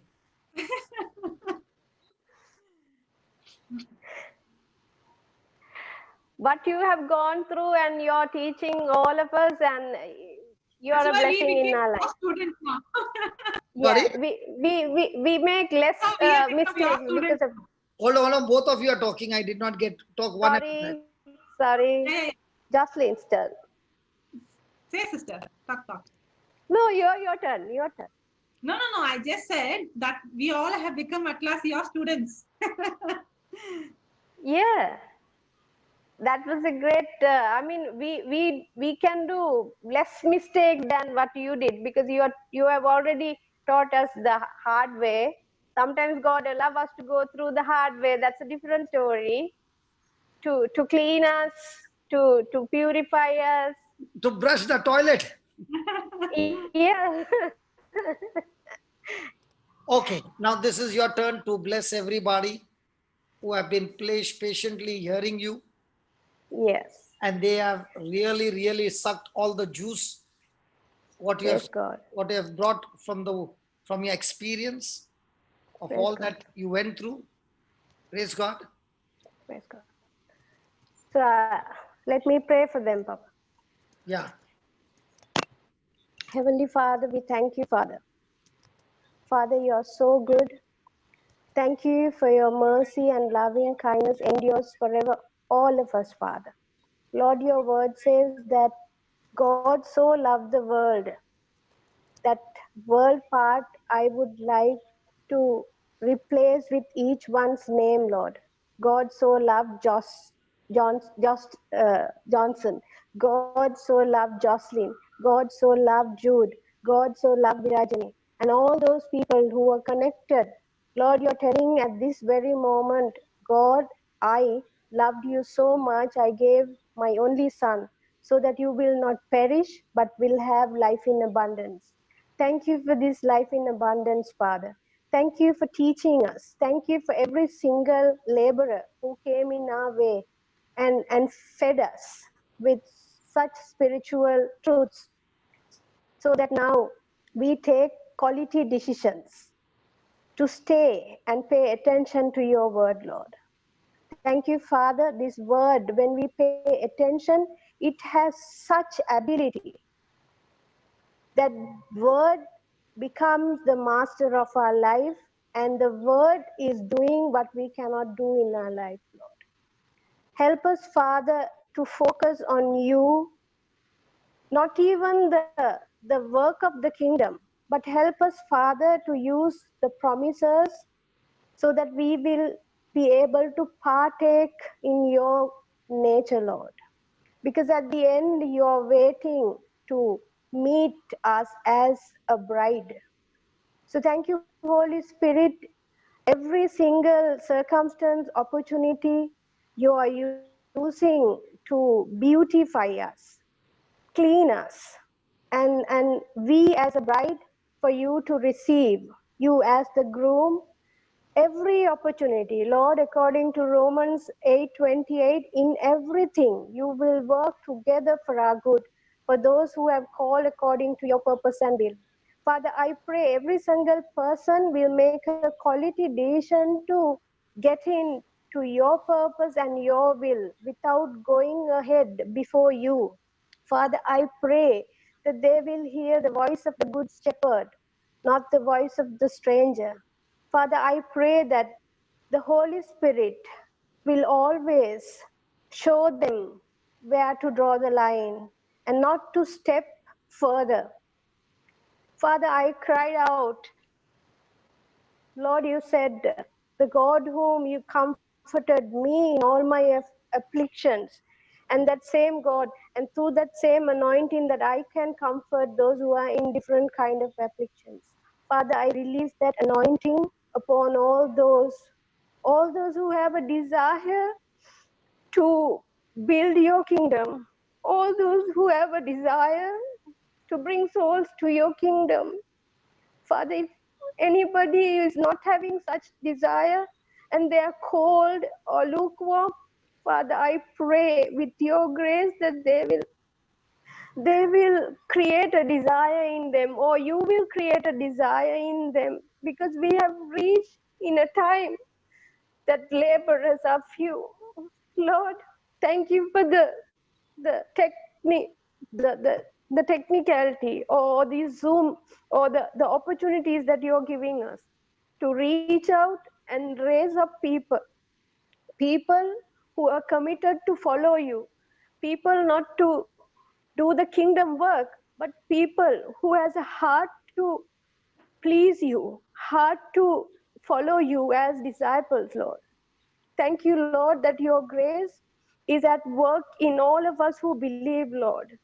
Father, I pray and we pray in all agreement that we will use these teachings and we will overcome the unbelief in us.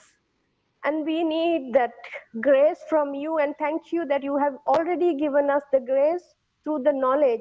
And thank you for this knowledge, Lord, that we have, and we believe that this grace is at work in us.